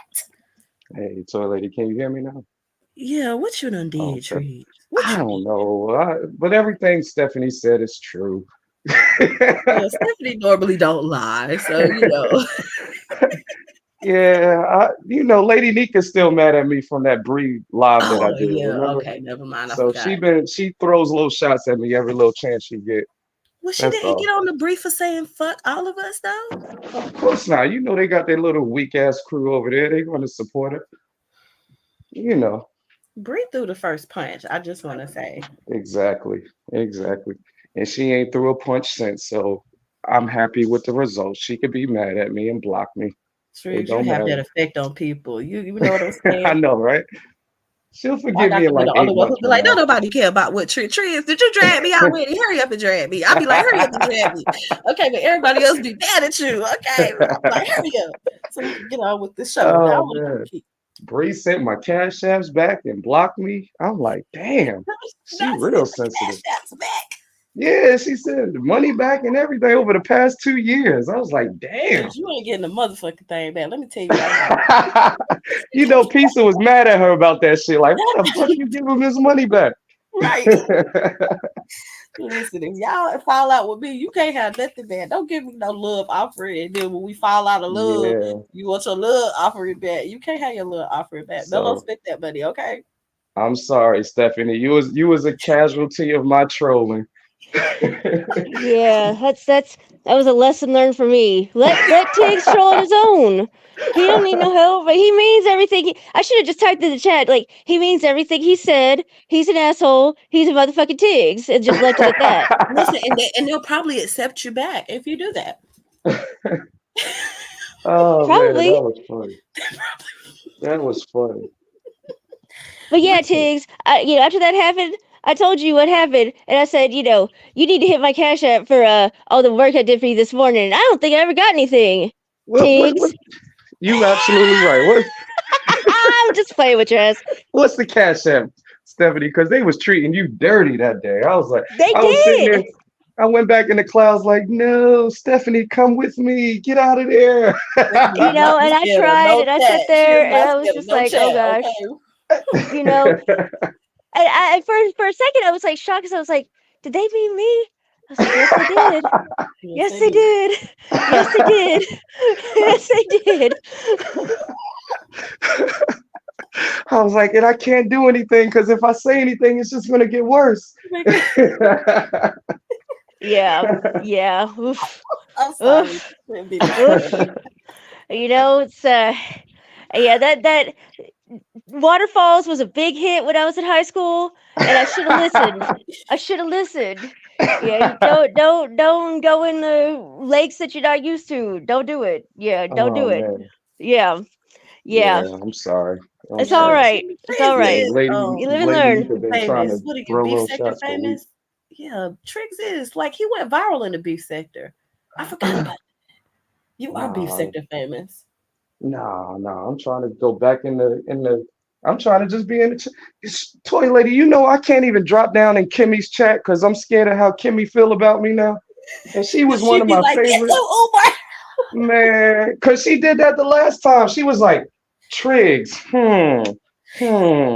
I was like, oh shit. And I've been following Kimmy for years. Like, why? I Like, know I've been a member for years. I'm like, she feeling funny about me since Binary got over there. I'm like, I'll just stay in the clouds. just stay in the cloud. Damn. Shakim got it looking bad over there. She can't. I was Wait, like, now, I'm not did gonna Shaquille, drop. did I hear this correctly? Somebody over in the Mo 3 sector said, how do you feel about Shaquille cussing out the Mo 3 sector? I said, what? They said, yeah, you didn't hear it. I said, when? Yeah, I think it was during the purge, right? He went off on everybody during the purge, I think, Oh, okay. I Oh, I is didn't what saw I that watch was one the told. purge this coming. year.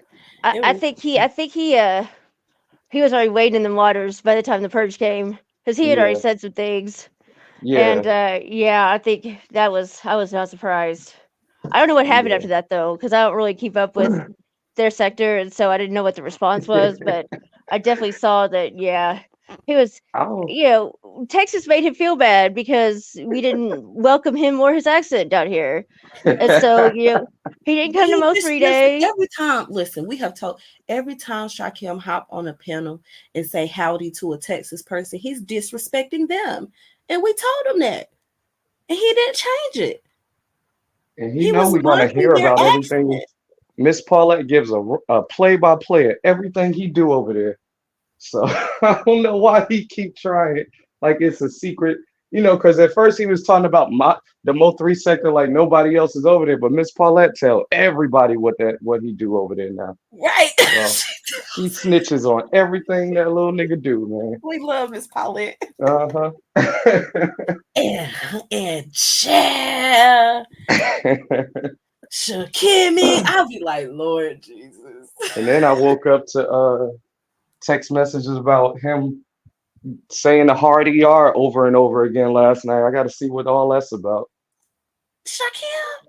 Yeah, Shakim was trolling. It says Shakim's trolling Jay Dunn with the hard ER. That's all I got.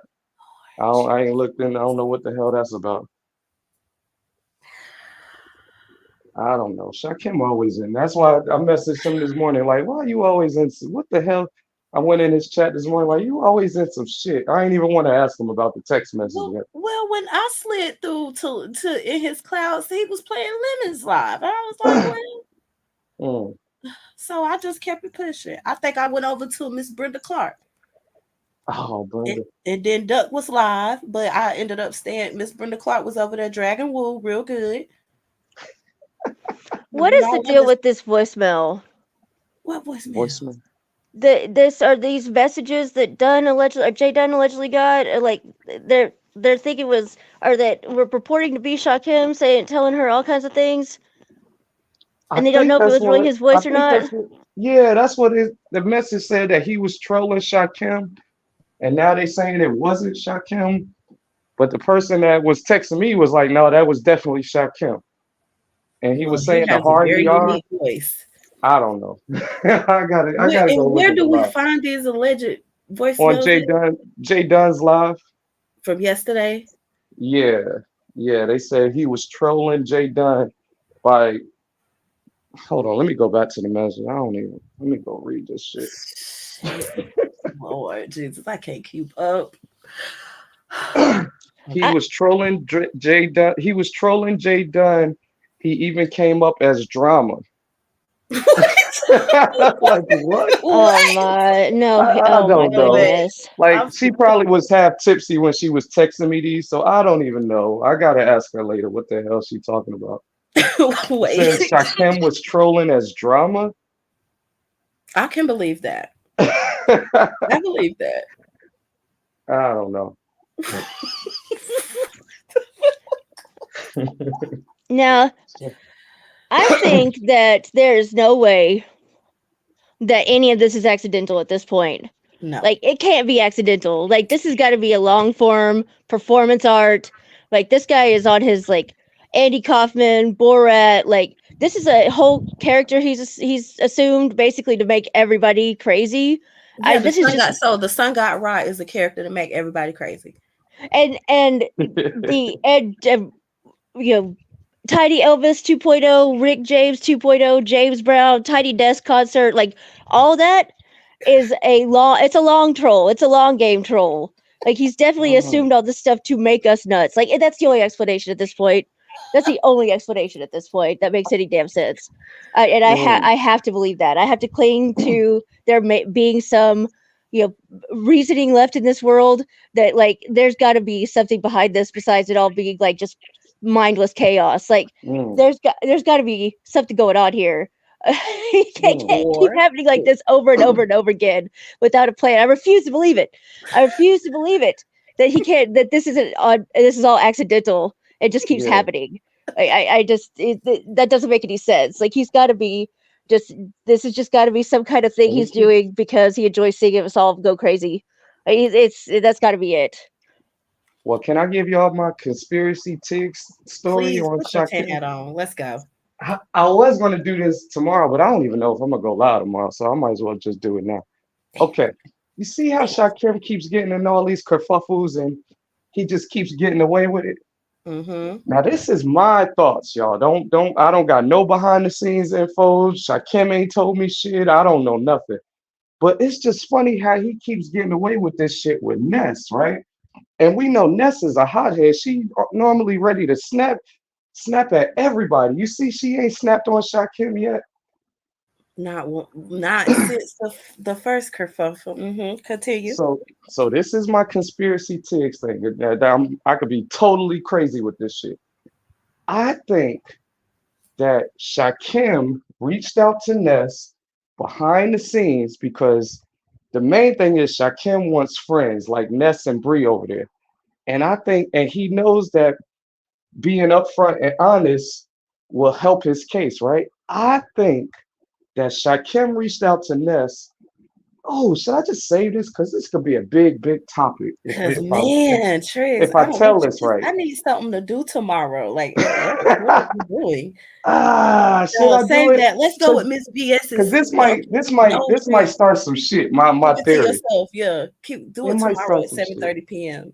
Ah, Eastern y'all Standard gonna Time. make me go live, huh? Okay. All right. I'll say it. But Okay, I think I'll just say this part. I'll do it tomorrow. I okay. think it's more to Ness and Shakim than what they tell her. I'll leave it as a cliffhanger like Mm. that. I think it's more to it. Now, Miss VS got her tin hat on from the satellite Uh-oh. station, and she said, Jay Dunn and Shaquille is fighting for the love of Ness. How you feel about that? Yeah, that's a weird one because you saw the text messages that I, Jay Dunn was I showing. was trying to follow, And then that shit that but see this is why I don't really believe that VS because if that was the case, like Jay Dunn is a hothead too. So once you do her wrong, it's a wrap, no matter how much she likes you. And right. I think she crossed the line going over to VS Icon's channel the other day. Like the Ness, like When I if seen she was that, fighting for Ness's attention, she did it in the wrong way by going over there. I mean, So listen, Jay Dunn is toxic. She got that toxic love. They do love man, that's what I toxic love. like about her though. She Yeah, see red immediately, like right. without even thinking of the consequences. She don't care. I love it. I love it. I was so wrong for this. She was like, you gonna yell at me? I'm going to VS Icon and telling everything. It's like, damn. Never mind that her and VS done been fighting. You know, Yeah. never Did you mind see that that. live? Did you I see was what VS put out there about the old lady that died? wait, what? Oh man, okay, because you'll understand this story, Toy Lady. Remember years ago when Ness uh left the beef sector and she said she had to go take care of some things and She people had to was go to rehab? well, that's what the rumor was, right? That she went Right, to rehab and she kept saying that wasn't true, right? right. So when Ness returned, she started telling stories about how she was friends with this little old lady that Hmm. helped her. And they was a part of this group that people started making rumors that it was a cult that Ness had left to. And she was like, "No, we left the group, and they stayed at a hotel for a while. That's why the Yes. prostitution rumors started. Remember, like all of this shit started because of that, right? Okay, So okay. yesterday, VS Icon showed that, because the other day Ness was saying that a really close person of her had died, and it was Uh-huh. that old lady that she called like a mother figure to her, right? Okay. Oh. That old lady went back to that cult family that Ness was complaining about. Come to find out, that cult family, that is a rehab facility. That's what they do. And VS found it on Facebook. I was And just about to say. I was just she about to found say it. there are rehabs that function as cults. I mean, it's like Yes, it's yes. quasi cult, but yeah, and some of them are even It have was people all court tied ordered to go together. there. Exactly. It What? was all, so all of the rumors was true. So it all was true. It was a rehab cult facility that Ness What? had went to. Oh, that's got to tell her story and capitalize on this. Why she ain't Oh my tell it? God. That's why I was like, oh, this gotta be true, because Ness should have went immediately live to counter that shit. Ness is quiet as a mouse right now.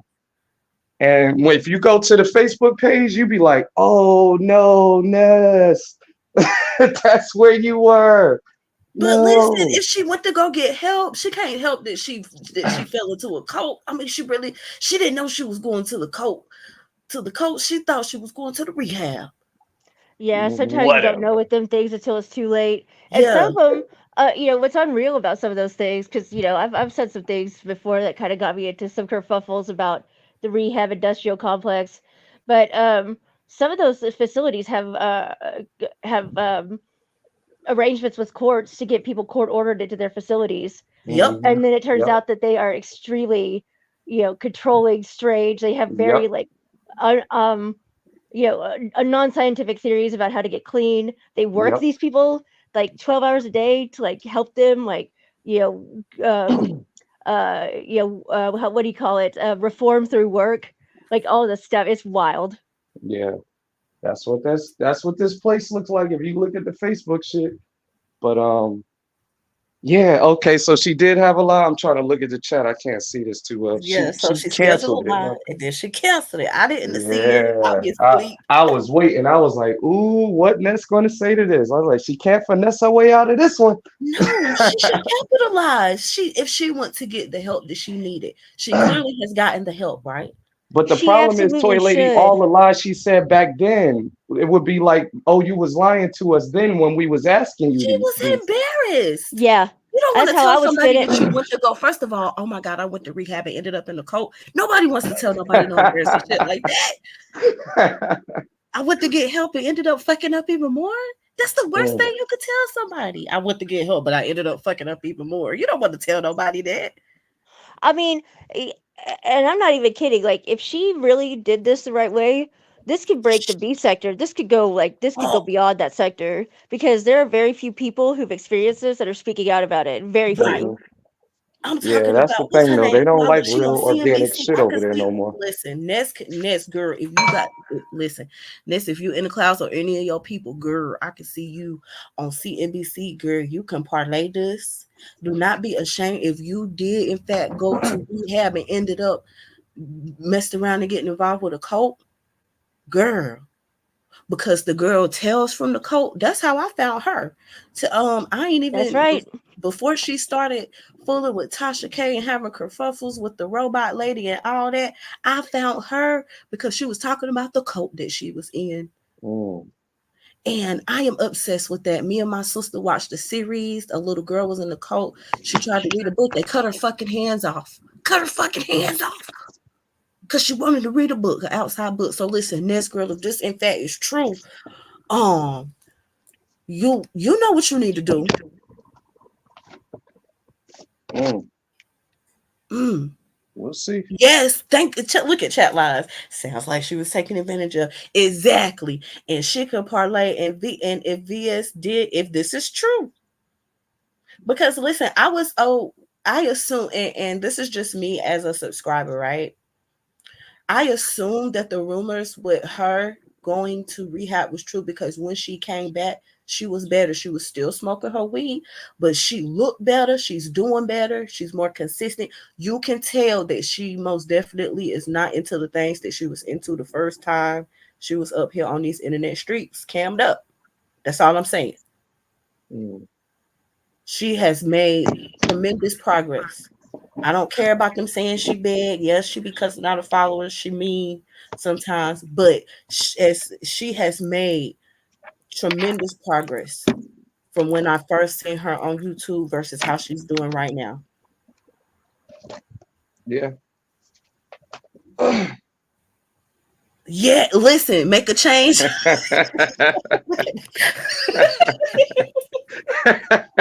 Oh, She ain't about to wait a let them minute. We take shouldn't be advantage of her. laughing. Make a change. Yeah, we shouldn't be laughing though. I know. That was No, funny as it's not hell. funny, but here's the thing: that would be an awesome collab for Ness to do. Just saying. Look, I can look. Just get this is giving documentary vibes. You went to go get clean off the dope, and they messed around and got involved in a cult, and then you actually escaped. But then you know somebody who went back. Was she still in contact with the lady who went back? This can get good. No, And she never. She when from what Jay Dunn said, she was staying at the hotel. They both escaped together, Mm-hmm. but the old lady who they all call grandma went back Damn. to the coat. So she's Ness girl, been you better back ever parlay this. since though. You better parlay this girl.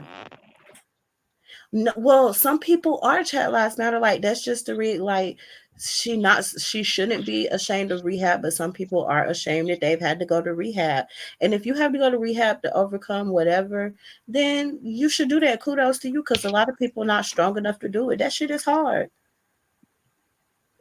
I mean, we really catch addicts both ways, right? Which, like, you're supposed to be ashamed of being an addict, but you're also supposed to be ashamed if you get help.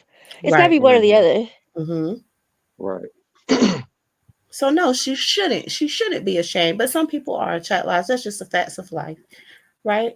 But Well, if and she, one or the other, you really shouldn't be ashamed of either because an addiction is a disease. So you mm-hmm. really shouldn't even be ashamed of that. But, like, we really definitely can't make people ashamed of getting help because that.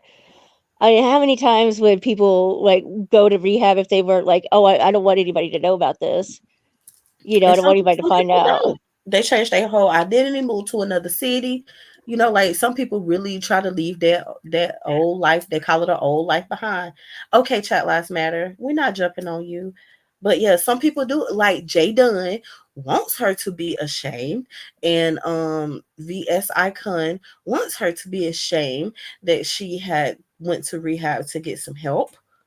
They want her to be, Jay Dunn definitely does. And I've been saying this for years that Jay Dunn is in love with Ness. I don't know why ain't nobody listening to me. Don't nobody want to address that. Jay Dunn is in love with her. Okay. Moving on. Make a change. Okay. Mm. Not child lives matter. You'll be waking up and choosing violence. Well, like, do you just be like, okay, today is make a change? The last time it was slander. Like you just pick one person, then be like, I'm choosing violence with them. Like, what we doing, child lives matter? But no, we're not making jokes about it. I'm not trying to, but people do. And Jay Dunn is really like Jay Dunn and VS Icon are putting in a concerted effort together to try to make her feel bad and ashamed of her past activities in her personal life and here on YouTube, and using what they know, her personal business, against her. Especially when it comes to her situation with her child, like they use that stuff against her to try to make her feel bad and try to publicly embarrass her and shame her on the regular basis. And it's not okay. Mm. No, it definitely ain't okay because I'll just say this. I also don't think it's necessarily a good idea to shame people for being court involved and being on Hmm. probation Hmm. either. That's all I'll say. Come on in, Redbone, Mm. with the new coins. Mm. Listen, I know my employer does. My employer has they help like with domestic violence situations. They'll help rehouse you. Like if you're going through, you know what I'm saying? Like they definitely have some proactive programs. It was a young lady who had to go through that and they got her out that situation swiftly and fucking professionally. And it was a beautiful thing to see that some employers do offer provide services. Okay. And I know most jobs do have a no drug policy, but if you go to them and ask them for help, they'll help you and they won't fire you. Now they'll put you on probation though. Yeah, and here's the thing, Miss VS. Miss VS says it's sad because are the exposers trying to get to use her again? Yes, because the moment that they can use Ness again for clicking a like interview, they absolutely will. And then if And she's used it again, or mhm, anybody, let's just not say Ness, because mhm, God forbid, but like if anybody would to start using it again, they'd be like, well, you need to go to rehab, you damn addict. And then they go mhm, to rehab, and then they come out. Well, you had to go to rehab. Come mhm. on, let's stop the cycle. Really, let's stop this damn cycle. Come on, listen, come on now. You speak it, speak it. And Miss VS brings up a very valid point. If she was in a cult, she may not have had a choice when it came to that child. Okay, and think about this. Look, this is just me as a mom. Look, if I'm involved in some fuck shit, but I already know that I'm dealing with a lie, I would absolutely give Mello to my grandma. I wouldn't give Mello to Josh, but I would give Mello to like 4 out of the 6 of my brothers. 4 out of the 6 of my brothers I would trust to raise Mello. Not 4 out of the 6. Yeah, listen. Two uncles that gotta be watched, huh? Damn. Listen, listen. Josh is a homosexual, so he automatically don't qualify because he don't even stay with his own kids. So what the fuck we do?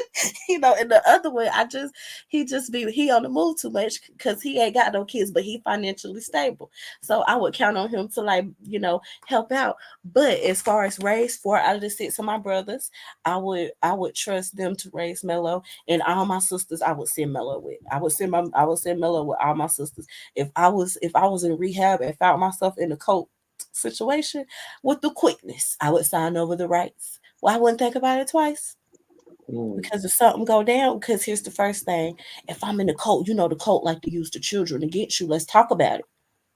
And they know you got a substance abuse problem. And do we even want to scratch the surface and talk about how in drug rehab centers they fully show you how to become a functioning addict and let you keep using? Do we want to talk about that? Oh Lord. And then now we're a cult, so we're going to use that against you because you're in rehab, but you're not following the rules. So we're going to get the system involved to get that child removed out of your care, and we can tell them that that child will be better in our care, and we still let that child see you, but we're not. Mm. See, I'm telling y'all, I love a good cult documentary. I've seen it happen. It's happened. The rehab has helped learn them how to be functioning addicts, and then told the court systems when they didn't comply and got their children Mm, removed out of their custody legally. mm-hmm. And if they are so stringent that you can't be functioning because they've just got you so monitored that it's just not possible to sneak around and stuff. I mean, the way they're doing the quote unquote treatment a lot of times is just making you so ashamed and loathe yourself so much that you're only not using because you literally can't. Like Right. you're not actually like learning the skills to not use no matter what. Like it's only because you're being so heavily controlled that you just can't. Otherwise, like the way they're making you feel, you absolutely would go back and start using again Mhm. because they're telling you about how um just I mean they're just their therapy essentially is making you basically regret your whole life. Yeah, and it's really a sick and twisted system because they're really setting people up to get released and then come back. They making sure they continue to make money off of these addicts.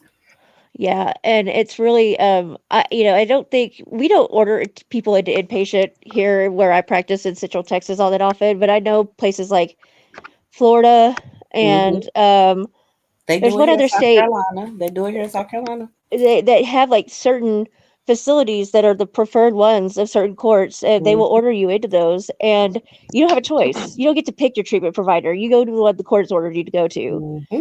and you have to stay there, or else it's a violation. And your other option is prison.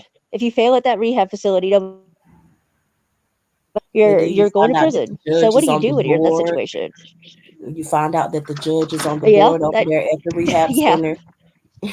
yep. Hmm. Okay, chat lives. What we talking about today? He said black areas are flooded with the same dope in the UK and the US at the same time. Not a coincidence. A lot of people lost their souls. Well, I can't speak. I mean, do we have? I haven't seen any of our UK people here, but I assume that the same troubles go on in other countries. Um, dang, what's that show that I like to watch on Netflix? Is it called Dope? Anyway, they be in different like countries and stuff. And there's some people who be smoking stuff out of aluminum foil. It was like a 12-year-old little boy and his uncle who was smoking something out of aluminum foil. Like they be addicts young and they was sleeping on dirt floors and still trying to figure out how they was gonna get high off of this stuff they was smoking out of like I think it was chewing gum paper. Like it's drug problems in every country. A lot of people have lost their souls. Okay, let's see. He said when the crack hit in the 80s, it hit the UK and the US at the same time. I'm not sure, chat wise, because I wasn't alive in the 80s. But here's what I know. It definitely affected me in the 90s. Okay. Crack still is affecting like people every day. I just told y'all about the crackhead who had cancer, had 2 years to live and lived 6 years, ain't take a day of chemo and smoke crack until the day he died. Tricks is the truth. I know it just sounds so bad. It sounds so fucking horrible, but it's the truth. And you just be like, Uh, what? You just be like, what? uh, So, would you live an additional 4 years, yeah. but it means that you have to be on crack to do it? Would you do it? I don't know. Right. Dang. And here's the thing if he wasn't on crack, would he have died sooner? Oh yeah, I believe so. Me too. Me too. I mean, Definitely. Yeah, because I've seen a it's sick and crackhead jump out twisted. a 3-story window and run down the street like I it's I was just different. about to say, it's sick and twisted, but the crack was giving him something to live for.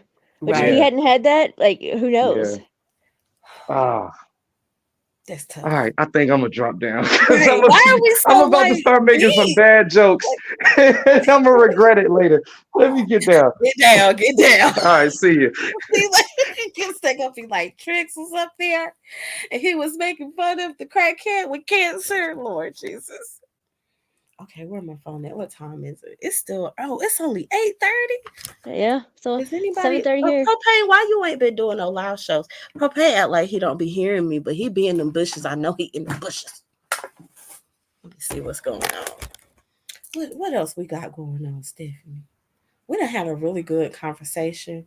Chat lives matter. Is it gonna rain today? Cause I don't want to water no plants if I ain't got to. Up 20%. Damn. Crack was different because it just took one single hit, and it was dirty cheap. It overpowered the party scene and turned folks into zombies. Okay, I ain't never smoked crack. Chat lives matter. Stephanie, have you ever smoked crack? No, but I actually know people who have, and they Me did too. not. They did not become crack addicts from one hit. There's just something about like, and maybe and a lot of them like they were already using powder, Right. but it was that they didn't switch over to crack, after like just getting a hold of it and like they just smoked it once and then just kind of was like, yeah, it's a thing. but they were like sort of moderate, like casual users of Hmm. powder, and then they would like I know several like this who would they just come across some crack, they'd smoke it once, and it's like and I don't know if that's because they'd already been exposed to the powder form, but Right. I just wonder, like, I've always been curious about what it was about the like what the formula was that made it, you know, um, at least according to the consensus, the general common wisdom, that it made it so addictive, because it really is cocaine, right? It's just it's cocaine, Right. but I don't know what it was about there's something about the delivery of it, like because you're smoking it, or whatever they like when they cook it, if there's just something about it that is more powerful. I always wondered Okay, about let me that. explain it to you because listen, I hear okay, I have family members who were like crack addicts, you know what I'm saying? My mom, she used to smoke crack or whatever. And then I talked to my dad because my dad was the dealer and my mom was the buyer, right? And so I asked them, like I just was wondering like how did it happen? So he was saying like, okay, in like the 80s and the early 90s, they would put the powder in their joints and they would roll them up and they would call them crunch and munch. Right. And he said that it would just make their high stronger for Mhm. longer, right? But then he never smoked crack. But my mom smoked crack. So when I asked my mom and my aunt, they said that when you smoke crack, it's like an immediate effect. Like you are high the moment, like when you blow out, you're high. It's an instant. She was like, you know how when you smoke weed and you gotta kind of wait for it to kick in. She said when you smoke crack, it like is an immediate effect versus with with powdered cocaine, it's more like a time release Tylenol versus a rapid release. Like crack, hard crack cocaine is rapid release Tylenol PM, and cocaine is slow release Tylenol PM throughout the night. That's like the best way I can explain it without me actually, because I've never done cocaine, I've never done crack. I'm scared the fucking death to do that shit because I just seen how we be having people fucked up and they be doing whatever they can. Like I ain't never seen nobody as efficient as a crackhead. Like a crackhead is the ultimate entrepreneur. No matter what, like my aunt was saying, I had $150 habit a day, and I Damn. did. I when I woke up, the first thing I thought about was what I was gonna do to get those $150 so I could get my drugs. And at the end of the day, she ended Right. up getting high and getting her $150 supply. So like crackheads and dope heads are the number one entrepreneurs because they do whatever they have to do that day to get the money that they Right. need to support their habits. So shout out to the true entrepreneurs. I mean, you know, yeah, I guess, if the yeah, anyway, I wonder if that's just because it hits the brain and the lungs at the same time instead of just Mm, the brain barrier through the nose, but I don't know. I I guess, don't know. Look at yeah. look at chat lives. Chat lives. Do you want to hit the link and tell us what you know about cocaine and how you know so much? He said powder cocaine is a completely different thing. You would know because I don't. Yes. What do you mean by that, chat lives matter? Like, what do you Yeah. mean it's a completely different thing? Because it's the same coca plant. So are you saying it's because there's different ingredients when it's whipped, or what? Yeah, Because it's because the it's a same coca different plant. formula, right? I mean, I don't know that they put anything more addictive when they whip it into rocks than like what's in the powder. Yeah, they put additives in it. Like I know some people put sleeping pills allegedly in it, like Okay, I mean, I know they put to stuff cut in it, it, but I right? don't know that it's more like more things that would make it more addictive, as far as I know. I mean, Okay. like baking soda or whatever. I don't know that that is the thing that makes it more powerful, but I don't know. Me either. So tell us, Matter, do you want to come and like inform? Because we're just making like some very like I only know from the attic, like, and I just ask questions, and I know my mama would be like, "Why do you have so many questions?" And I would just be like, "What you mean? Why I got so many?" Like I want to know, like this stuff was so powerful, just to like change your whole mindset, and just like the stuff that people do to get it, and then the stuff that they do to keep it, and the stuff that they do when they're on it. Like the psychology of the addict is just amazing to me. Like I don't want to be one. Like I've witnessed how they are, but I don't want to partake in those festivities. But interested to know like what is it, and that's Child Lives Matter. How it was explained to me. My daddy said that they used to do cocaine as a recreational drug. It kind of started in the 80s, like you did it when you party on the weekends.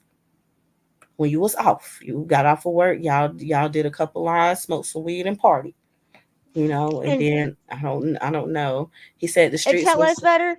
Like, I'm sorry, I just want to say, like, Chat Lives Matter. Like, I get what you're saying. Like, I totally agree about the sentencing disparity, the unfair enforcement, the disparities, all that. I'm okay. just not sure. Like, if you're saying it's like it's an actual like different substance, I don't know. I don't know. I would like more information about that. Look at Child Lives Matter just want to choose violence with whoever. First he was trying to pick up make a change. Now he fooling with you. I mean, but So Chat Lives Matter. Like, I'm asking, like, what do you mean? Like, what do you want me to look on the internet for? Like, what is it that I'm missing?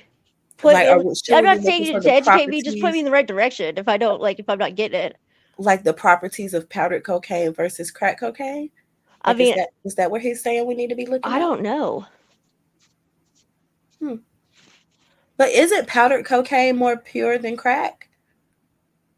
Well, they add a lot of things into powder cocaine too. I mean, to stretch it, and they do add some things that like make it, not just to stretch it, but sometimes, like they were adding levisterol for a while, which is some kind of veterinarian drug that was allegedly making it more addictive. But then, like I think that was sort of a passing fad.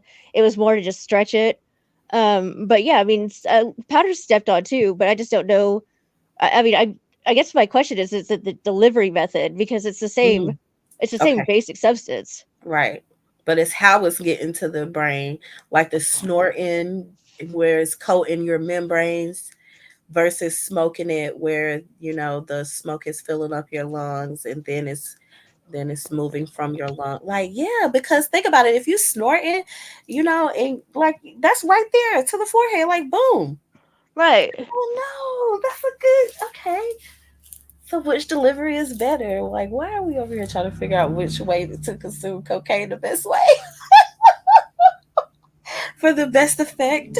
I mean, I don't know, chat lives. I apologize for being ignorant about this. I don't know. You're right. Like I know much more about methamphetamine because of where I grew up in my my childhood and etc. But I do a lot more meth heads, But like I'm just I apologize for not knowing what I don't know.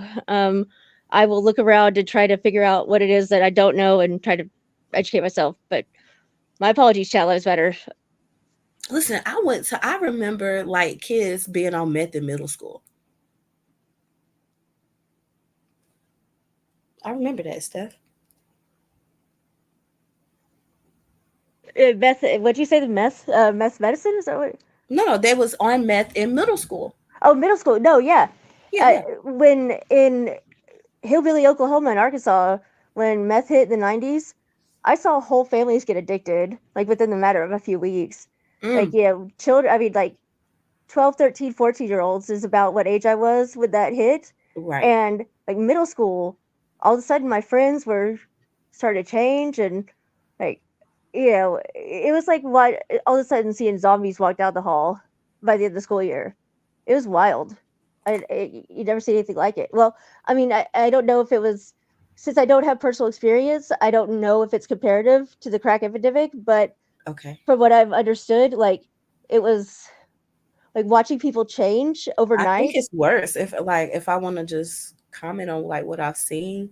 I think that it's worse because like you said, whole families do it together. Yep. Like we were Yeah. never smoking crack with our crackhead parents.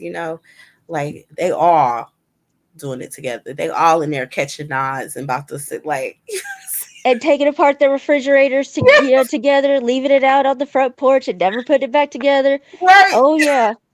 Oh yeah. I mean, that was a sign when I go over to an old friend, like a girl I'd been friends with, and then all of a sudden I'd show up to her house and there'd be a bicycle taken apart on the front porch, and be like, oh god, here we go. Somebody in the house had come across some shit, or they were already cooking. Because a lot of the families, when they got introduced to it, they started using to support it. They started cooking. Hmm. So, it was.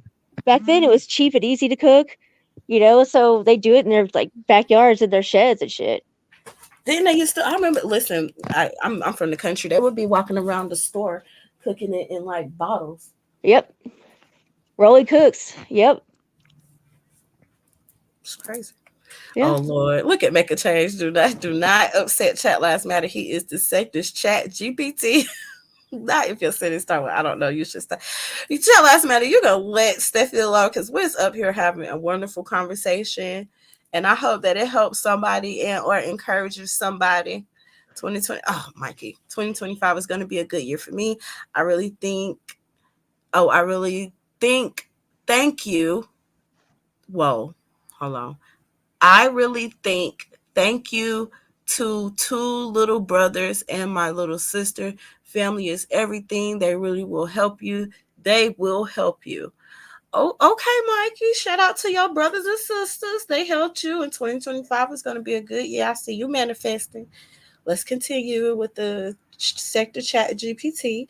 Okay, so he said, make a change. What gives you the impression that I'm upset? I don't know. Good morning, sunshine. Did you sleep well? Hugs. Thank you for not stepping on my laptop charger. Good morning, sunshine. Oh my Lord. No, don't leave. Don't start Chat Lives Matter. Don't you start. Anyway, I did see the effects of what meth did to my friends as well. And I remember the first time I seen them take apart a moped. It tripped me out. It was like 1 o'clock in the morning. They had flashlights. It was a lot. Listen, I had no idea that, but anywho, it changed. I seen it changed white people whole families. And Yeah. then when I seen like that black people, like the black people were getting on it too, I was like, oh Lord. Cause you know what? I didn't even and maybe I was just ignorant to this. I don't know, but I never knew that white people smoke crack. Right? I thought it was a black person drug. I thought crack was a black person drug, just like I thought meth was a white person drug. Sorry. That was my ignorance. But I have since came to know that drugs do not discriminate, against color, race, or anything like that.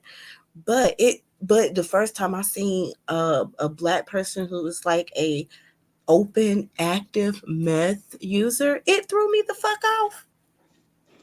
Yeah, and I think I would hesitate to say well, I would. Of course, you're totally right. The drugs don't know any sort of demographic boundaries, but I also wonder if it was more because of just geographic availability. Right. And Because I never thought about, come on now. it's like we were out in the middle of nowhere, right? And so it's Hmm. not like you're gonna have somebody on the corner, Right. but if you could make it and then sell it within your little town, that's something you could do, right? You could go to the person next door, or like, well, not next door. We didn't have next door, but like you could go down the dirt road or whatever and go see your Hmm. dealer because he was right there, Right. instead Go of having down to to the drive into trailer the park. city or whatever. And so I wonder if that was just because of that. And then also, I mean, the reality is we weren't targeted. Our communities weren't targeted with crack, right? Okay. Like we just Right. weren't. Okay. And I wonder if maybe like if part of the reason why there was a quote unquote crack epidemic was because, which I think, sometimes I think that phrase is even sort of pathologizes the communities that were affected by it. It almost puts the blame on them. But because it was so unbelievably cheaper than powder at the time, Hmm. right? And so it was much more affordable for people who did not have a lot of extra money. Because right Right. now, like the statistics show that the people studying this stuff and watching these things have determined that um, powdered cocaine is like 600% cheaper now than it was in 1985. Wow. Yeah, Okay. yeah. Okay. Never knew. So it was incredibly expensive back then. Like you could get like what would probably now go for $20 would have been 180. Oh, okay. You know, so I think it was definitely a drug that only, like the stock market people were using, but that was because they were some of the only people who could afford it, and the celebrities and that type, like So you people who had were to be just in a rolling in certain dough. tax bracket to even Hmm. afford powdered cocaine. Okay, got you. So I mean, maybe, maybe, but as far as it just being like a completely different substance, it, it's just not. And so unless like there was an actual additive that they can point to that would make it like biologically more addictive, and I don't think they've ever been able to do that. Hmm. Listen, I think this would be a good study for somebody being dope who trying to do a thesis or something. Chat last matter, where you go? He talk about, see, he was saying, oh, his bad, peace out. Don't start your mess. Get back in here. Chat lives matter. You still here? Yeah, I mean, I I would like to have a conversation about this with Chat Lives Matter instead of just getting into this position of, well, you don't know what you're talking about. Okay, so let's Help me. talk. Yeah, help Uh, me. yeah, I mean, Learn me. and I'm not saying he has to educate me, but at least like Right. tell me like where I'm wrong so I can go fix it. Like you don't have to explain it to me. Just tell me like this is where you're wrong. Go look it up. I don't know. Okay, It's but Mikey, see, Mikey, you don't piss me off. I'm about to get on my lemon shit, Mikey. Mikey, I know that it's going to be 2025, but the reality is everybody don't know about all types of drugs, and we are clueless. That's the reality. We don't sit around and study drugs. Like, I don't know what you do with your time, but if you sit around and you hit the link, Mikey, here, let me drop the link for you, because could you tell us what the difference is? Because that's what we ask, and we're just trying to figure some stuff out. We're just trying to have a intellectual conversation. I don't know if this is intellectual. I don't know, but this is a good conversation. I am engaged in it. I am enjoying it. So that's what matters to me. I hope you are. If not, then just come back on another day, like, or watch the like replay from yesterday or something. You know what I'm saying? Like, I'm not mad at nobody, but what you're saying. Oh, he came too. What you're saying, Mikey, is everybody should know about all types of drugs. Now, should I say that because I work in the healthcare field, you should know about all the drugs that's coming out? Huh? Yes. No, that's not realistic, Mikey. I've been knew what all types of drugs is from the Okay, so jump. have you done all the drugs? How do you know it? Like, No, no, no, what no. drugs But have you done, Mikey? just weed You only smoke weed. You ain't never and smoked crack? nah, You ever nah. snorted powder cocaine? Nope. You Got ever time for popped that. you ever popped a Percocet? I pop M's. You okay, so you popped a Percocet. Have you ever popped a Molly and started sweating? That's what I said. M's. M's, that's a Molly. Yes. Okay, see, I didn't know that. I didn't know that they had nicknames, because I don't pop Molly's with sweat. Like Mike, I knew what I was doing. what's in a Molly? Can you tell what's in a Molly? I mean, there's all types of shit, but What's I in knew it? You just told us we shouldn't be clueless and we should know about like everything. Tell like us I've what's been in it. You like do it. This is a drug that you actively do. Tell us no what's in it. no not after the last time I did it was this 2024, maybe 2017, 18. That Okay. was like the last time. Okay. And then What's after that, what's in it I just since you're taking? stopped. I Why did just, you stop? it wasn't for me. Okay. I, So you I just tried didn't, it that one time? yeah, it was just like, Okay. it was a couple of times, but then, I Okay, was like, Mikey, get it together. no, I was like, it wasn't for me because I seen how my friend was hallucinating and going crazy, you know? Bless So you. What was in it, Mikey? What was in it? it's all types of shit. Tell us what was Oh, in it. You just scolded us for not knowing about drugs, and right. tell us what was in it. I mean, I guess it was codeine and some other shit. You guess it was codeine and some other shit. Yeah, That's I what I'm tried it. saying. I tried the codeine. Codeine is cough syrup You type tried shit. codeine. How was that? It was alright. It It was wasn't for me. It wasn't for me. okay. So I just And it was just stood. straight up codeine and it wasn't mixed with nothing. No. I had mixed it with some cranberry juice. Sprite. Mm. Ew. Okay. The shit had me kind of faded, but I was on point. But okay, for some people, how can I really say it? For some Can you people, talk louder, Mikey? You talking very low. Get closer to yes. get it together. For some people, it's different. Okay. The reaction or Yeah. whatever. For me, I knew what I was doing, and I was on point. You know what I mean? You knew what Like, you was doing when you was drinking the codeine. yes, and I was on point. You was on point. What does that What do you mean mean? by that? On point means I knew what I was doing, and I knew where I was going. Where was you Okay. going? I was going to a party. Okay. So Went you back to the house. okay. Walked to the crib. All Twisted. right. That's good. I'm glad you weren't driving. Right. Nah, I Praise wasn't God. driving. I was walking. Good. Good. Just Thank you, Lord. walking by myself. Just just chilling. You know, if the police stopped you, they could have got you though for being under the influence. Nah, not really. Because when you in New York, cops will really stop you for it. You know. Okay, Mikey, did you get this from somebody, just like somebody you knew or your homie, like it was somebody else's codeine? Nah, like somebody I knew, and I mixed it. I made my own No, but where did they codeine. get it? That's a controlled substance. They had to get it from somewhere, Mikey. Yeah, they did. They Where they did. got it from? From my mans that I know. Okay. It wasn't in the original bottle. Yes. So it had the person name on it and everything in the Yes. dosage. Yes. Yes. Okay. Yes. Was you Yes. walking around with that on you? Because you could have went to Nah, jail. nah. That's illegal. I put it in an Arizona bottle with Lord some Jesus. He with put some it orange juice, some 151, Devil Springs, some in. iced Jesus. tea. I was You super just made a faded. whole little cocktail, didn't you? Yeah, I was super faded. Faded. So you was What's walking fake? around. What's Let me get fake? this straight. And I know you're from there. I know you're from there, Yes. so I know it would be different than if I was walking around there. But Right. you was walking around intoxicated off your ass in the streets of New York. Is that what you're telling me? For Nah, somebody like else's like doctor we was prescribed chilling. medication. Nah, what happened was we was chilling. We was coming from a party, and I was twisted, but I knew what I was doing. So my man, he wanted some more. I told him, I said, I can't give you, I can't give you this because it's too much. You know what I mean? I don't want you falling out on me.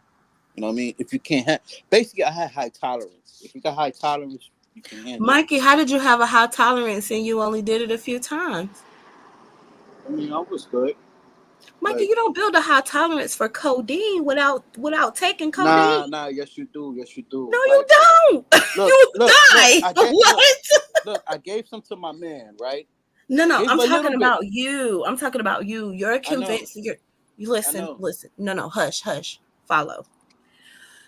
I asked you how many times did you do it? You said a few times, but then you just told me that you built up a high tolerance to codeine. I'm I telling do have that. I have that. listen, I have hold that. on. And then you further explained to me how your friend wanted some more, but you were scared to give him some more because you were Cause scared he was gonna OD. You just don't want to fucking say that. You know, no. He was twisted already. He was twisted. right. You didn't He want him was to OD. he was off the Hennessy. You Like, didn't want him to OD off yeah, of your codeine. yeah. So I gave him a little bit, just a little Jesus. bit, just a little bit, and then he chased another bottle of Henny, and he fell concrete on the floor. So he ended up passing out anyway. Yes, but Was I you took him. scared he was gonna die? Nah, not really, because he was already twisted. So and I had to take him to the hospital. I So stood you by his thought side. so he was bad enough to where you sought out medical attention? Yes, Oh my God. because This he does not fell. sound like you were on point, Mikey. I'm gonna Mike, have to disagree about Yeah, I you was saying on you were on point. point. This Yeah, does not sound like an on point situation. like like I said, he chased 2 bottles of Hennessy after I told him don't do that. good morning, Carrie. You Good know what I morning. mean? After I told him don't do that, he did it anyway. For some reason, he stumbled and hit the concrete floor. So he actually he hurt himself physically. Yes, and I had to carry him. I had to carry a dead weight to the ambulance, and I stood with him at the hospital the whole time. This is my best friend. Did y'all do codeine together after this? No, no, he don't do he don't he don't he's not really new to that. You know what I mean? He's. So it was quite normal for him to get high and drunk off of codeine and Hennessy and fall and hit his head and end up in the ER. That was normal for him. Nah, the drinking was normal for him. Okay. Like he Mm, was really a drunk. the So drinking was normal, but he wasn't a drunk. yeah, like he was Right. a drunk every day. You know what I mean? Every day, 40s. Though. So every day he was getting drunk, but he wasn't a drunk. No, he was a drunk. Oh, he was a drunk. Yeah. Is he still with us, Mikey? Yeah. Is he still a drunk? Nah, he stopped drinking. Thank you, Lord. Yeah, he stopped drinking after he had a reality check. Mm, okay, I'm scared to even ask. I'm so nosy. You getting on the bus, Mikey? Yeah, yeah. Okay. I'm going to. You Hold on. going to church? Yeah. Okay, that's good. Did Pillsbury Yes, say his yes, that his let me go look. yes. I'm going to Pillsbury church told today. us. I always go Oh, to why church to every okay, Sunday. Lord, y'all, we is missing it. So yeah, why YouTube cameras is live. It looked like is Shakim on the piano. It looked like Jay Dunn is on the piano. Hold on, let me get over here. Hold on, y'all. Hold on. Hold on. Oh wait, let's see. Okay. Duke Pharaoh cooking. Where my head? Where my earphone? Duke Pharaoh cooking. Shakim up there. Jay Dunn. I'm gonna go get me a slushy and Some a hot cameras. dog. Go ahead, Duke Pharaoh up there cooking something. Okay. Like he's actually cooking in the kitchen, or he's like smoke god cook. No, he cooking in the kitchen. I see. Yeah, he cooking in the kitchen. He cooking something. It look good. I ain't gonna hold you. I don't know what it is, but it look good. He whipping it up though. Okay. He got a very clean kitchen. Okay. See, Shaquem said the women are alone. Some women are alone. I don't know what's going on, child. But anyway, Mikey, I hope that you are not still doing codeine with your Nah. I friends. don't got time for that. I don't got time for that. Good, Like good, good. 2017 and I think 2018 was my last year. Just Let me take my popping, headphone on because you already know. popping M's, and Mhm. that was my last year. Okay. All right. But okay, still and now, Mikey, what I was upset with you about is because you said that we should, let me see, it's 2025 and everybody should know about all types of drugs and we cannot be clueless, Yes, but we yes, are, yes. Mikey, and it's okay. Like Because it's okay. all types of people use drugs, not just black people or white. All types of people, No, all I'm types. not disputing that. I said that's Everybody what worldwide does drugs. yeah. There's some drugs that are specific to certain places, like KHAT, really only an African thing, like at continental Africa. Like there's things I've they never use in heard of that. Southeast Asia that are really only specific to Southeast Asia.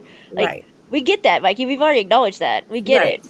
Right. But Yeah. the Like, what I mean by that is, Lord. okay, like if they show that on TV all the time, and they But they they don't show say it. everything on TV, Mikey. Like that's just not the reality of the situation. They don't. I mean, people should know it off rip. I know. People do not know it off rip, Mikey, and it's irresponsible of you as a affectionate adult to say that because all that stuff we're literally sitting here trying to figure out like the answer to the question. And instead of like telling us where to find this information, I mean, you you and could Google, no, listen, Google you it. and Chat Last Matter. Instead of you and Chat Last Matter telling us where we can go, instead of just saying Google it, because just because you Google something doesn't mean that it's true, right? Instead of y'all pointing us in the right direction where we can find out like this information about these drugs that we know nothing about, because nobody in our family has, been directly on these drugs or we have not been directly affected. You think we're supposed to know about these, and the reality of the situation is nobody thinks about the pill addict until the pill addict is living in your fucking house. Nobody even really see um prescription drugs as a problem until it becomes a problem, Mikey. Because the reality of the situation is you need it. If you just had surgery and you're in pain, I can't I be mean, I could mad. see that. I could see That's what that. I'm saying. I But could see that too. no, Like, let me finish. But here's the thing. But now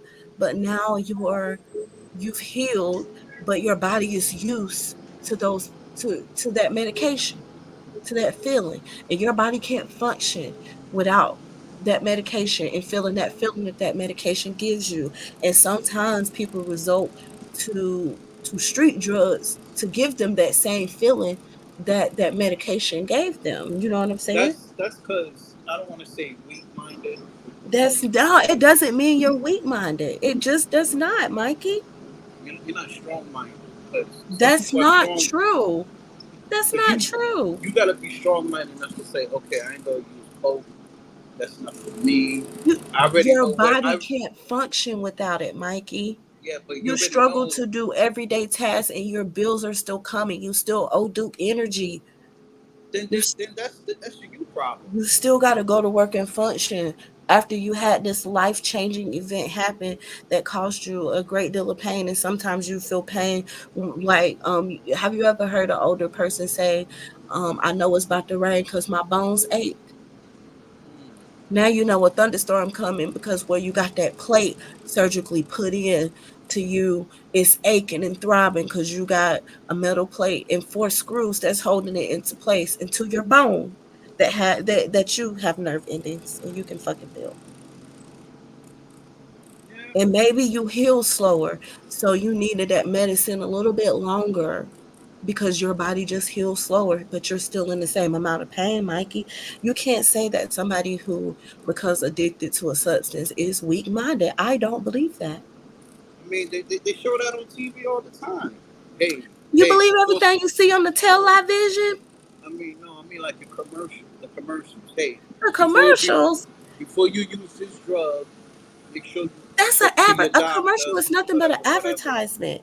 Yeah, but it's the same thing too. Oh That my goes for gosh, anything. child. Before I give you this, Mikey. remember, you know, Okay, Mikey. it's some shit on this drug before I give you Listen, this, everything right? everything that you do have a reaction. Every substance that you take have a reaction, whether you get addicted to it, whether your body gets addicted to it or not. You know what I'm saying? But what you can't say is that people are weak minded because they need these substances to live and do their everyday life because they are generally in pain.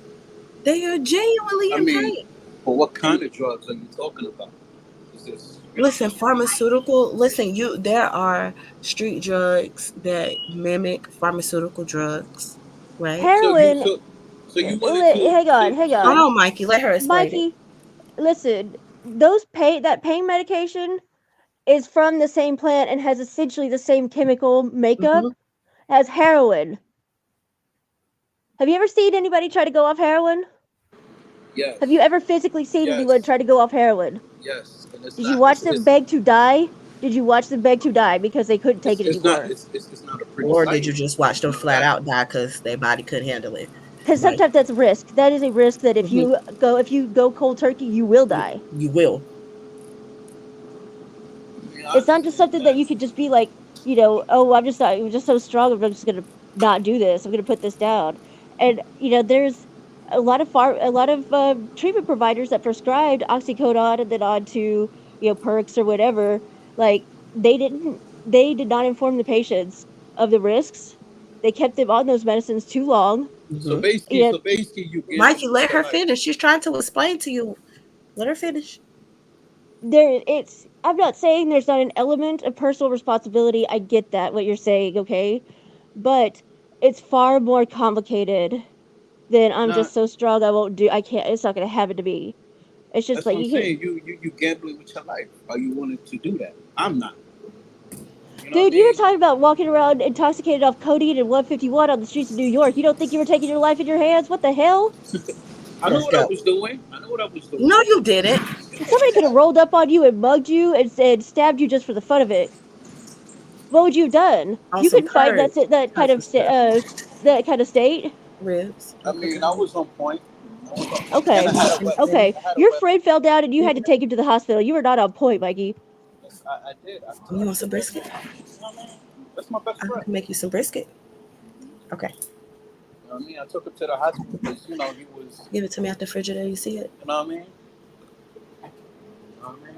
And I'm glad you did. I mean, that was the right thing to do, obviously. So That's my thank best you. friend. Yes, with your And brisket. thank you for doing that for him. But at the same time, like I warned one You- second later, 1 second before, or he had fallen in a different place on that floor, he could have died right there.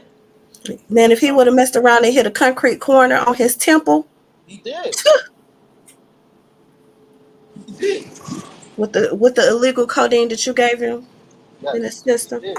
He did. Yeah, you could have been charged for manslaughter here in Texas for that if he had died. And For real. and at that time we was drinking crazy. One time he went out, hit somebody's car with a big ass Henny bottle. You know what I mean? Don't make it worse, Mike. I mean, he did. He did it on his own. Okay, You're further. I broke my rule with you by eliciting more information. Right, I right. gave you a whole lecture one time about how you should not be answering people's questions because it gets you in too much trouble. Right. I did mean, not to you really. exactly what I was told you not to do, Right. which is ask for more information.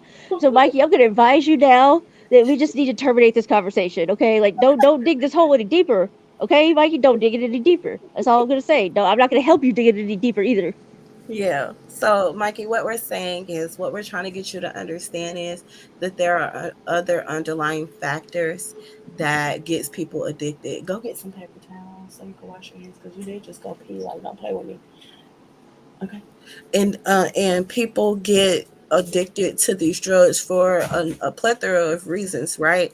Like every time, Mikey, understand that every time a woman gives birth and they give her pain pills, that's the potential for another addict to be made because you can't argue that she's not in pain if she don't need the medicine, especially if she had a rough birth or God forbid she had to have a C-section.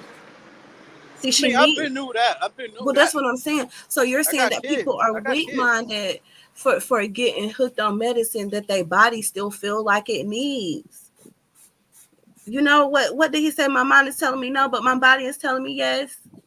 I mean, That's like the worst person to quote. You gotta have a strong mind. Says no is no. You know. All right. All right, Mikey. Listen, Mikey, aren't you on your way to church? Yes, I'm going to the gas station. What? Go get me a slushie and a hot dog. And then you going to church? Yes. You ever heard a racetrack gas station? Yeah, we got racetracks. Yeah. So I use the app. Oh, so you're going to get you a hot dog and a slushie for breakfast? Oh yes, sir. Oh, you gonna post it? Yes, sir. Yes, sir. Yeah, probably. No, that's your You breakfast. You get them little discounts at racetrack.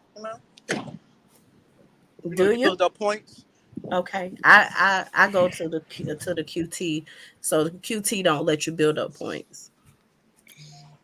Thank you, sweetheart. Yeah, that's right. Oh Lord, he already there. He loved to cam up. He loved to cam up, Lord. Give me one. No, you don't want nothing from Mikey. Trust me. Oh, a slushie. Oh, get you a slushie. Okay, well, we ain't going to get no slushies today. I wasn't planning on it. We're gonna do your hair. We're gonna do your hair. You didn't give me the brisket. Okay. We need to start that first. Because eggs don't take that long to cook. With brisket, eggs take like 5 minutes. Right there on the top of the pan of spaghetti. Yep. Thank you. Okay, Mikey. I just thought of the perfect combo. What? We could, when you're done cooking the brisket, I can use my toaster. Mm-hmm. And then when the toast is done and when the brisket's done, You'll make a brisket sandwich? Mm-hmm. Okay. And some eggs? Mm-hmm. All right. My booty hole gonna be on fire. Okay, Bella. That's just too, they can hear you. Like everybody poops. Just let it go. Yeah, let it go. Okay, y'all. So I have to go cook. Well, I'm already cooking, but I gotta cook again. And Okay. so I wanted to say something if Chat Lives Matter is still here. I don't know if he's in the clouds. he in the crowd. I don't know if, because he wouldn't clarify, I don't know if he was saying that There is a difference between cocaine and crack, and that's why, crack is more addictive. Since he would not clarify, I'm not sure, but I'm just Okay. going to assume that was one of the problems he had. And so I wanted to clarify that actually, like, the advocates who fought against that sentencing disparity actually had to force the government to admit that it is the same substance and this disparity was unfounded. And so I don't know if Chat Lives Matter is trying to say that if they are different, like, wouldn't the disparity have made sense in the sentencing if crack is actually like way more addictive and way more dangerous? I mean, the fact that the issue at hand was that they really are the same, but black people in the black community were pathologized for being addicted to one, whereas white people were not. And so, like, that whole thing about, the crack addict versus the cokehead, it's essentially the same shit. Let's just be real. But what is stereotyped as being black and what is stereotyped as being white? But if you get somebody on that powder, they're not any different. They're not any different. They don't act better just because they're on that powder. So, like, I don't know what Chatline's point was, but let's just be real. Like, all this stuff about the, dangerous, crazy, nasty, whatever person on crack versus the person on cocaine, a lot of that shit is just bullshit. And, a lot of that shit was created by the society and the government to be able to punish crack users and crack dealers worse.